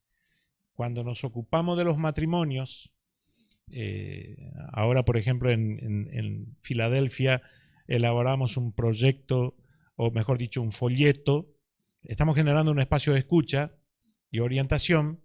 Hicimos un folleto muy atractivo, muy interesante, que se titula Ágilmente Asesoría Integral y un número de teléfono. Y la gente llama y viene. Y ahí estamos haciendo nuestras orientaciones teoterápicas a las personas. Porque en definitiva eso es lo que queremos, ¿no? En la construcción de una solución es muy importante la participación de los dos, entendiendo que los procesos son muy diferentes. Pero si hay tiempo, si no hay urgencia, la construcción puede hacerse con tiempo, aproximar posturas, aproximar ideas, construir un plan, y se va logrando que los dos participen en la solución de un problema, ¿no? Nosotros con Sonia, todas nuestras decisiones las conversamos bastante, muchos conversamos. Y en algún momento, a esta altura de la vida, muchas cosas son medio que automáticas, ya funcionan así porque ya nos conocemos, es como que va sola. Nosotros no tenemos asuntos muy complejos como matrimonio y familia para resolver desde lo pastoral, porque nuestra tarea pastoral también es insistir sobre cerebros humanos todo el tiempo. Es complejo desde ese lugar, pero nuestro matrimonio y nuestra familia no tiene tanta complejidad para ir trabajando. Estamos juntos 24 horas por día y de noche también, todo el tiempo, ¿no? Y nos encanta estar juntos. Pero es absolutamente importante en las decisiones que son trascendentes, como una mudanza, como la compra de un bien, como ciertas inversiones, que la participación sea de los dos. Es importante. No compraría un auto si mi esposa no me dice hacerlo. Por eso ando con un auto viejo. ¿Eh? No me deja comprar. Qué tremendo, che. Bueno, vamos a leer algunas cosas acá y nos respondemos entre todos, porque tampoco sabemos todo. ¿Qué pasa cuando una familia pide a su sacerdote si el padre fallece? ¿Qué debe hacer la esposa? ¿Cuál es su rol? Bueno, si el padre fallece, obviamente que la familia tiene que tener un liderazgo. Sí o sí, hemos visto en muchísimos hogares que la mujer asume el rol, lo hace con muchísima excelencia, y hemos visto mujeres en esa situación que se volvieron a casar y se dieron ese liderazgo al marido que ahora tiene. Porque es un principio espiritual, no es que el hombre es el que más manda, sino que es un rol que le atribuye a Dios de ser el sacerdote del hogar. Pero si él no está y sos madre soltera y no hay un varón en tu familia, claro, te corresponde a vos. El liderazgo santo, fiel, responsable de tus hijos, de la familia que te toca. Estoy pensando en varios casos como el tuyo, que han hecho familias maravillosas. Inclusive teniendo marido, hay mujeres que han hecho un liderazgo santo. ¿Cómo se llama? Susana se llamaba esta que formó a estos grandes predicadores en la historia. De los Wesley, exactamente. Imagínense. Porque a veces marido predicador que viajaba solo para predicar, tampoco sirve eso, ¿no? Tenemos gente conocida en Ciudad del Este que él era evangelista, vivía viajando. Un día volvió de sus campañas evangelísticas de no sé de dónde, encontró sus valijas, sus ropas, todo en la vereda, y la señora le dijo, ya tengo otro marido, anda a predicar. Vos andá. Imagínate. Tampoco. Muy bien. Entonces, sí. No podés andar ahí, claro, no podés andar haciendo un espectáculo delante de la gente que vos sos el gran evangelista cuando tu familia está desamparada. Ahí empieza tu ministerio. Esa es tu primera responsabilidad. Tu esposa te tiene que bendecir, inclusive irse contigo si quieres, ¿no? Cuando mis hijos ya eran adolescentes, eran las personas que me acompañaban en los viajes. No querían viajar conmigo porque viajar es predicación, sentarme a hablar temas de viejos, los adolescentes, ¿qué quieren hacer? Y no quieren estar conmigo. Así que muchas horas viajando solo. Acá hay otra pregunta que dice así, ¿qué significa 80-20? ¿Qué significa 80-20? Muy bien. 80% de acuerdo. Para eso es el noviazgo. ¿El noviazgo para qué es? Para conocerse, para aproximar postura, para dejar una puerta abierta para decidir que esa relación no va a funcionar y terminar, para construir alianzas, construir convergencia, construir acuerdos, construir acuerdos, construir acuerdos, construir. No vamos a llegar a un 100% de acuerdo, como alguien dice siempre ahí, yo no le creo para nada. Nosotros nunca discutimos, estamos siempre de acuerdo. No le creo J. ¿Vale? Pero a mayor porcentaje de acuerdo, menor porcentaje de desacuerdo. Pero si tu matrimonio es un porcentaje muy elevado de desacuerdos, no estoy de acuerdo, yo no estoy de acuerdo con mi marido en esto, no estoy de acuerdo con el otro, yo no estoy de acuerdo con mi esposa, no estoy de acuerdo. Y cuando hablan de estas cosas solo dicen, se expresan de esa manera, no estoy de acuerdo con él. O sea, todo el tiempo así, ¿qué matrimonio puede sostenerse así? No se puede. Entonces uno convive, una de las lecciones de esta serie de GPS matrimonial es construyendo acuerdos, ¿no? Los acuerdos. Nosotros por lo menos con Sonia habíamos encontrado 3. 1, amábamos a Dios. 2, estábamos seguros de que la Biblia es palabra de Dios y para nosotros su mensaje era importante. Y número 3, que tanto a ella como a mí Dios nos llamó para el ministerio misionero y pastoral.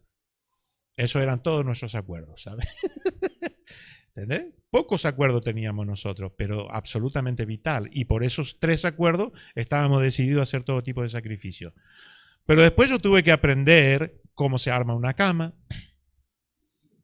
para uno que es hermano mayor de 18 hermanos pobres en los montes de Puerto Bosetti, mi papá era obrajero, talaban la selva para Pérez Compán, allá, pasando el Uruguay por aquellos lados, ahí crecimos nuestra infancia pescando en el río y así que ahora veo que es todo turismo ahora, viste, nosotros ya hemos sacado bagre dorado ahí así libremente, ¿sabes? Ahí comíamos los animales silvestres que mi papá cazaba y los peces que ahí él pescaba, y nos alimentó a base de miel del monte y frutos del monte, y yo decía, comida de pobre, decía yo, los pobres comemos así. Y hoy todo el mundo quiere comer eso, ¿no? Comida de pobres. Eso es comida, pescado, animales silvestres y todo ese tipo de cosas. Nosotros crecimos comiendo eso allá en el monte, ¿no? Dormir en el suelo, dormir en la piedra, irte a pescar. Íbamos a pescar para amanecer a la orilla del río y buscábamos a ver qué lugares un poco más suaves donde había menos terreno accidentado para el lomo, la columna, todo ese. Tranquilo dormir así. Y papeábamos grande, yo dormí bien, ¿sabes? Nunca un colchón, no conocí eso hasta, vaya a saber, no sé qué edad, preadolescente por ahí, sino un catre de tacuara, forrada con hoja de tacuara también, y vivir así allá en el monte, hasta que salimos de ahí, ¿no? Mi esposa nunca conoció eso. Cuando nos casamos, ella me dice, no, sobre el colchón tiene que ir un forro de colchón. ¿Qué tiene que ir sobre el colchón? Un forro, ¿sabes? Sobre ese forro una sábana. Sobre esa sábana otra sábana. Y sobre esa sábana la colcha, la frazada y no sé qué cosa. Yo decía, para dormir todo eso hay que hacer. ¿Entendés? Y así. Tuve que ceder porque ella no iba a dormir en el piso, en lo duro, como dormía yo, porque ese era su aprendizaje. Así ella aprendió y me parecía espectacular. Así que el que cedió fui yo. Para poder entender que vamos a construir entonces ese tipo de relación. Hay cosas muy maravillosas que ella me puede enseñar y a mí me encanta, entonces, que no fue así al principio. Qué sé yo, nos casamos una vez y vinieron mis amigos que son guitarreros, bateristas, acordeonistas, llovía torrencialmente, se bajaron enfrente de nuestra casa recién casados, allá en Yapeyú Sur, nuestra casita, unos barros así, la bota de ellos parecía de barro, directamente, llovía.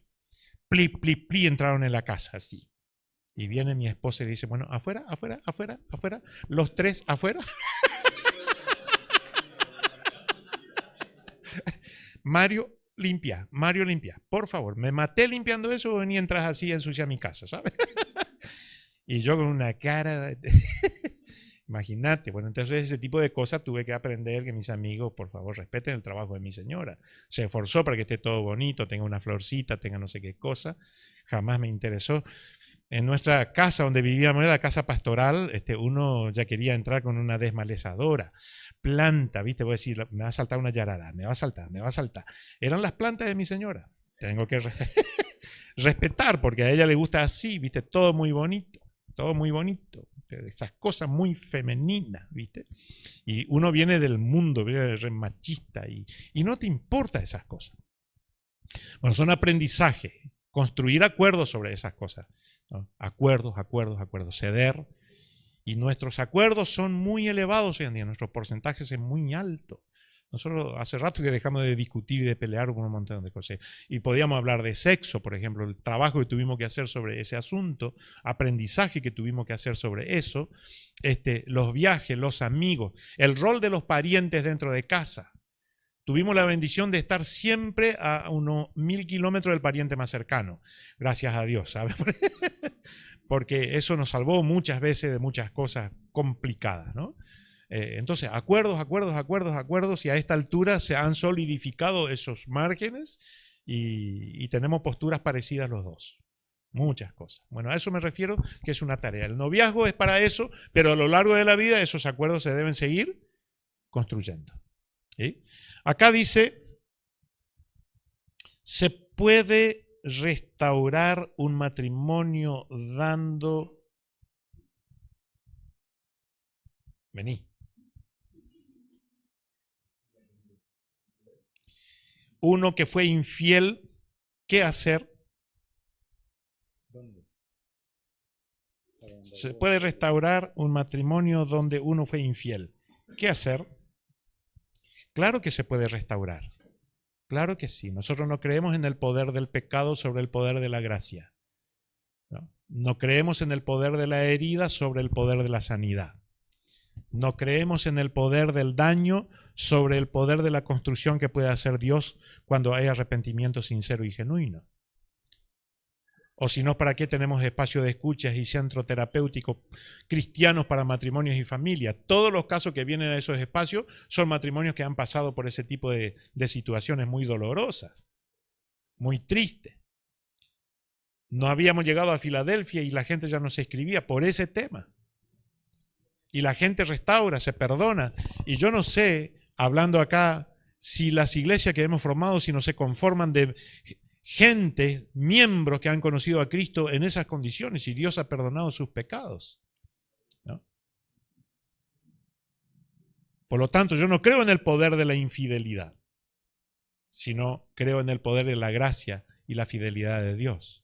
Pero así también yo creo que el hombre que es infiel, la mujer que es infiel, deberá arrepentirse de su pecado, cambiar de vida y empezar de nuevo.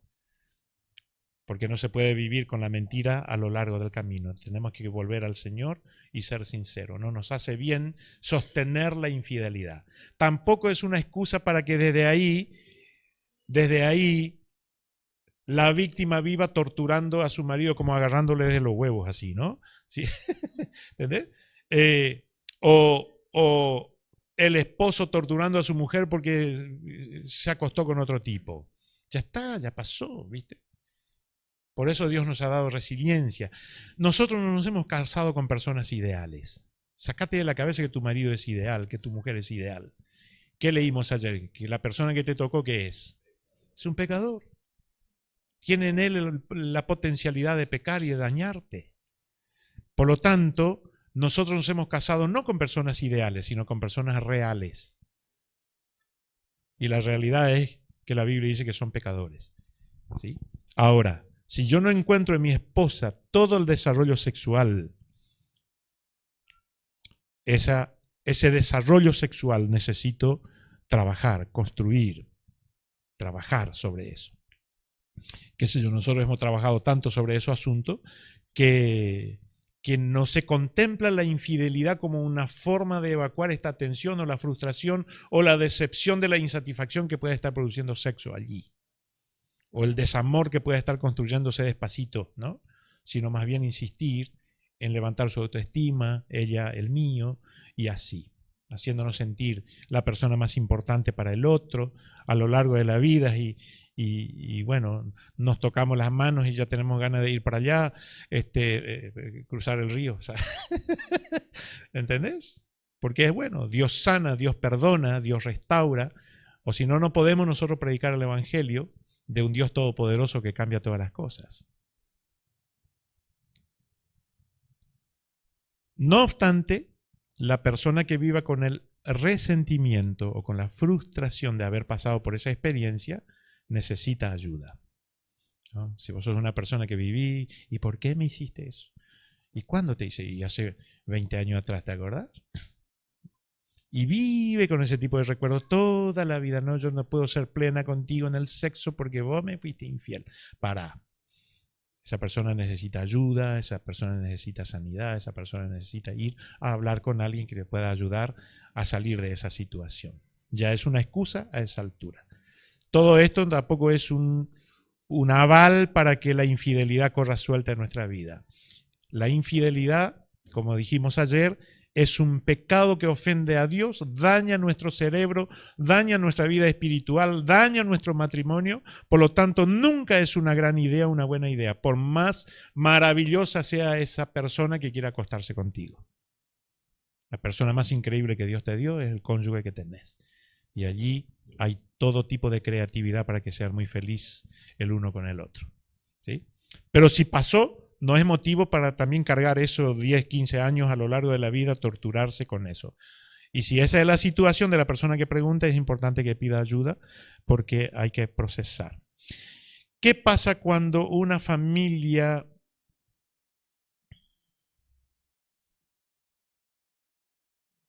ya lo leímos, cuando fallece el padre, el liderazgo de la mujer, ¿Dónde te fuiste? Vení, pues, amigo.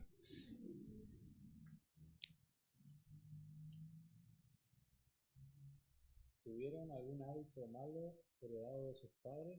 ¿Cómo lo cambiaron? Sonia. Mi papá era un alcohólico, un hombre de tercer grado primario, y no sé si heredé algo malo de mi papá, pero siempre cuento que heredé dos cosas increíbles de mi papá. Mi papá y mi mamá es una mujer analfabeta, totalmente analfabeta. Pero yo, el ejemplo que me dejó mi papá, que me marca la vida, es su tremenda responsabilidad con el trabajo y su total y absoluta fidelidad a mi mamá. En aquellos años, cuando yo era niño, este tipo de fósforo que se vende acá hoy en día, que tiene esa cerita marrón para encenderlo, solo existía en Brasil. Y lo que existía en Argentina era el fósforo arlequín. No sé si existe todavía. La cerita, el piolincito ese, y era una lija por la caja ahí abajo, ¿no? Una lija gruesa era esa cosa. ¿Sí? Y ese arlequín se encendía por la tabla, por la tierra, por cualquier ladrillo, lo encendía de cualquier manera. Pero el fósforo que había en Brasil solo se encendía por su caja. Vos probabas a encender por la pared, no se enciende. Por la caja sí. Así como lo tenemos hoy en día también nosotros. Entonces apodaron a mi papá fósforo brasilero. ¿Sabes? Solo se enciende por su caja. O sea, mi mamá. ¿Sabes? Ahí él se divertía, ¿viste? Me consta en mi adolescencia. 18 hijos, exactamente. Y según mi mamá, todo de él, ¿sabes? ¿Entendés? Sí, era un buen fósforo. Se encendía. Una buena caja. Ellos tenían 20 años de diferencia. Mi papá tenía 40 cuando mi mamá tenía 20. Y bueno, entonces a él le tocó una mujer por mucho tiempo muy fértil, ¿no? Y así. Pero me quedó eso. Después su alcoholismo. Creo que desarrollé una rebeldía contra las adicciones de mi papá. Le rompí no sé cuántas botellas de vino. Me mandaba a comprar vino en el almacén a 2 kilómetros y a mí siempre se me caía la botella porque odiaba verlo borracho. Odiaba verlo borracho. Y cuando rompía una botella de vino me reventaba a palo con lo que venía nomás, me pegaba. ¿Viste? Porque por descuidado, por irresponsable, por cómo no agarré la botella de vino, ¿no? Después aprendí el mundo, la noche, por la música, por causa de otro señor que vivía ahí al lado, un bandoneonista, un sastre también. Esta gente que hace trajes, pantalones, me enseñó a tocar guitarra, me enseñó a cantar, y con él nosotros viajamos por Paraguay, aquí Misiones y Brasil para cantar. Me dediqué un pedacito de mi vida en ese tipo de cosas, ¿no? Y con él aprendí la noche, sexo libre, qué sé yo. A mí me desvirgó una mujer de 24 años cuando yo tenía 14 y se te despierta todo este tipo de cosas que te volvés un pervertido desde adolescente, tener 3, 4, 5 novias, bueno, ese tipo de cosas no heredé de mi papá, sino de otra gente que me empujaron ahí. Pero nunca llenó mi vacío, por eso yo buscaba a Dios. No me llenaba. Estábamos en Cascavel, Brasil, actuando en un programa de televisión que se llama Aló Che, ¿no? Una música gauchesca y tocábamos allí. Conociste seguramente, ¿no? Escuchaste hablar por lo menos. Y ahí nosotros tocábamos y cantábamos. Y la última noche que pasamos en el mundo fue en un cabaret donde había 37 chicas semidesnudas allí, metafarra nomás, una orgía de aquello, ¿no? Y esa fue la última vez. Yo le dije a mi compañero, ¿y qué tal si ahora que ya pasó Navidad, Año Nuevo, pasamos en banda? Y lo único que yo quería era volver a banda, ir a la casa del pastor y decirle, mira, ayúdame porque no puedo con esto. Y así fue. Así que el pastor Juan Carlos, yo volví a mi casa el Viernes Santo de 1980 y le dije a mi papá que mi vida cambió y me echó como un perro, ¿sabes? Como si vos no vas a ser católico y si vos no vas a respetar nuestra religión, ya te vas de casa. Y me fui a vivir en la casa de la familia pastoral. Así que lo construido en cuanto a vida mundana fueron otra gente. Mi papá me enseñó pasión por el trabajo, pasión por la esposa.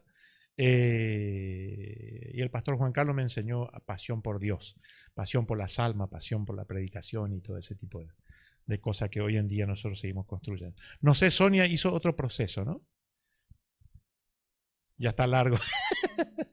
En cambio, mi señora viene de una familia disfuncional, con dinero, pero disfuncional en las relaciones. Así que a ella tampoco le servía eso, por eso eligió un pobre. Que no tenía todo eso, ¿no? Muy bien, elegida a Dios, muy bien. Ahí está, porque Dios ha sido bueno realmente. No le contamos nuestra historia de noviazgo, pero ya no le vamos a contar esta vez. 2 personas con carácter fuerte. ¿Cómo manejarla? Bueno, les escucho. Sí.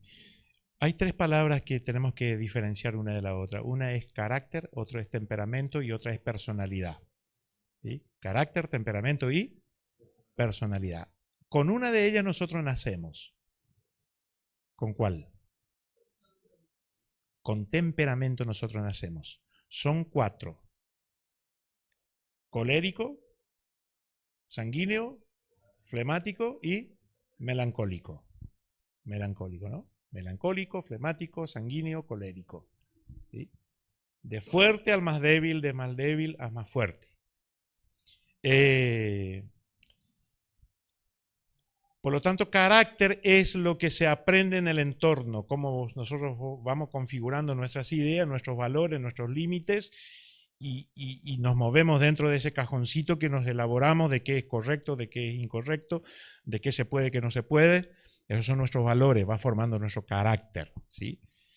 Y la personalidad es cómo nosotros expresamos todo eso. ¿Sí? Qué personalidad delicada, qué suave, qué persona paciente, ¿no? Qué iracunda que es, ¿no? Así se expresan las personas, sobre la personalidad de las personas. Mira, si Dios unió 2 personas de carácter colérico, los coléricos, ¿sí? Que solamente saben liderar, no saben ceder, solo son crueles, no le importa quién va a sufrir, lo que importa es lo que ellos opinan y lo que dicen. Los coléricos son personas muy fuertes, dominantes, son productivos, son excelentes líderes. El lado negativo de ello es la capacidad que tienen de pasar por arriba de los otros y no les importa, ¿sabes? Independientemente de qué temperamento tengamos en nuestro vínculo matrimonial, hay que hacer 2 cosas. Una es hacerse un test de temperamento para sacarse la duda y poder autoconocerse allí, sus defectos y sus virtudes. Si sos colérico, entonces es importante que entiendas que vos sos una persona espectacular. Y si tu mujer o tu marido es así, meu Deus, ¿sabes? Una vez hicimos un test, en el Ministerio Pastoral nos juntamos como 200 pastores en Curitiba. Y vino una escuela de psicología que nos aplicó ese test. Y dijo, los coléricos se junten para allá, los sanguíneos acá, los flemáticos ahí y los melancólicos allá. Y nos juntamos de acuerdo a nuestros temperamentos. Y el tipo dijo, y ustedes coléricos ahora elijan un líder.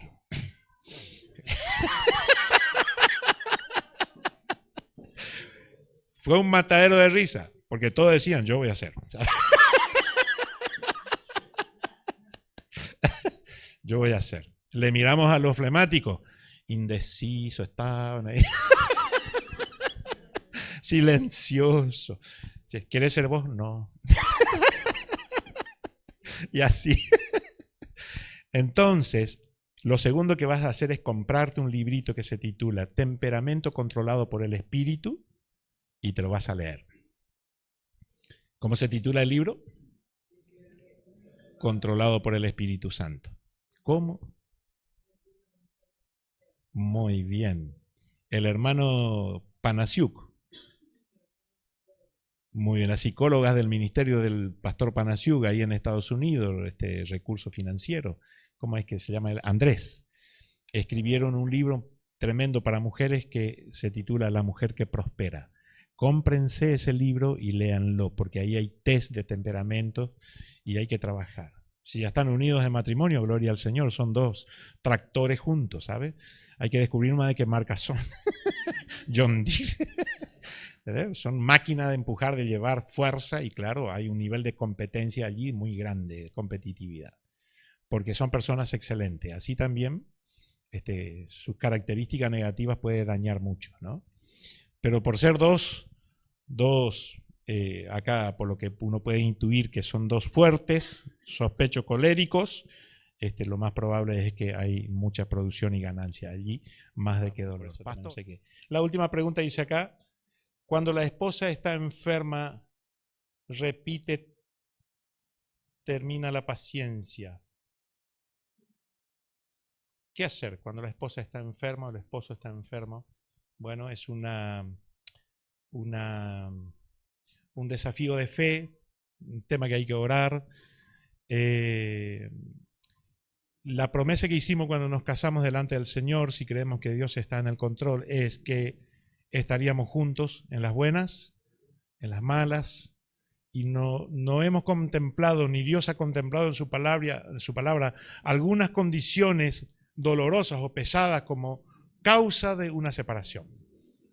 Sí, hay que lucharla juntos, ¿no? Me acuerdo acá en Posadas, a mi esposa le dijeron, después de varios estudios, le dijeron a mi esposa cáncer, la palabra cáncer. Y en un consultorio médico ninguno de nosotros queremos escuchar esa palabra. Es tremendo, ¿no? Entonces los dos nomás nos desarmamos delante de la doctora. Después me paré, le digo a mi esposa, parate. La abracé muy fuerte y le digo, mira, somos dos con la misma enfermedad. Y vamos a pelearla como sea, pero nunca vas a estar sola, nunca. ¿Viste? Asumo esta carga, asumo este compromiso. Allá, antes de que te conociera, venía asumiendo lo que podría pasar a lo largo del camino. Contemplamos todo este tipo de cosas. Por lo tanto, delante del Señor estamos para también, como dice la Biblia, ¿acaso recibiremos de Dios solo el bien y no el mal? Y cuando viene el mal, te amo, te valoro, te respeto, te protejo, te tengo, seguimos. Por lo menos en mi cabeza no está la idea de cansarme algún día porque no sé qué pasó. Sí. Cuando nos casamos nosotros no sabemos qué va a pasar, o ya sabíamos. No. Por lo tanto, nosotros tenemos que pararnos nomás en esa fe en el Señor y acompañar a nuestra esposa que está enferma a lo largo del camino. A veces la sanidad es justamente el aliento que le estamos dando, ¿no? En el caso de cáncer, cuanto más mejor humor, más esperanza, cuanto más alegre la persona puede estar, más segura, es muy favorable para su sistema inmune luchar contra esa enfermedad. Bueno, me parece que nos cansamos demasiado todos, ¿sabes? Estamos re cansados, por lo menos yo. ¿Qué tal si hacemos un pequeño círculo acá? Por lo menos lo que quedamos vivos todavía.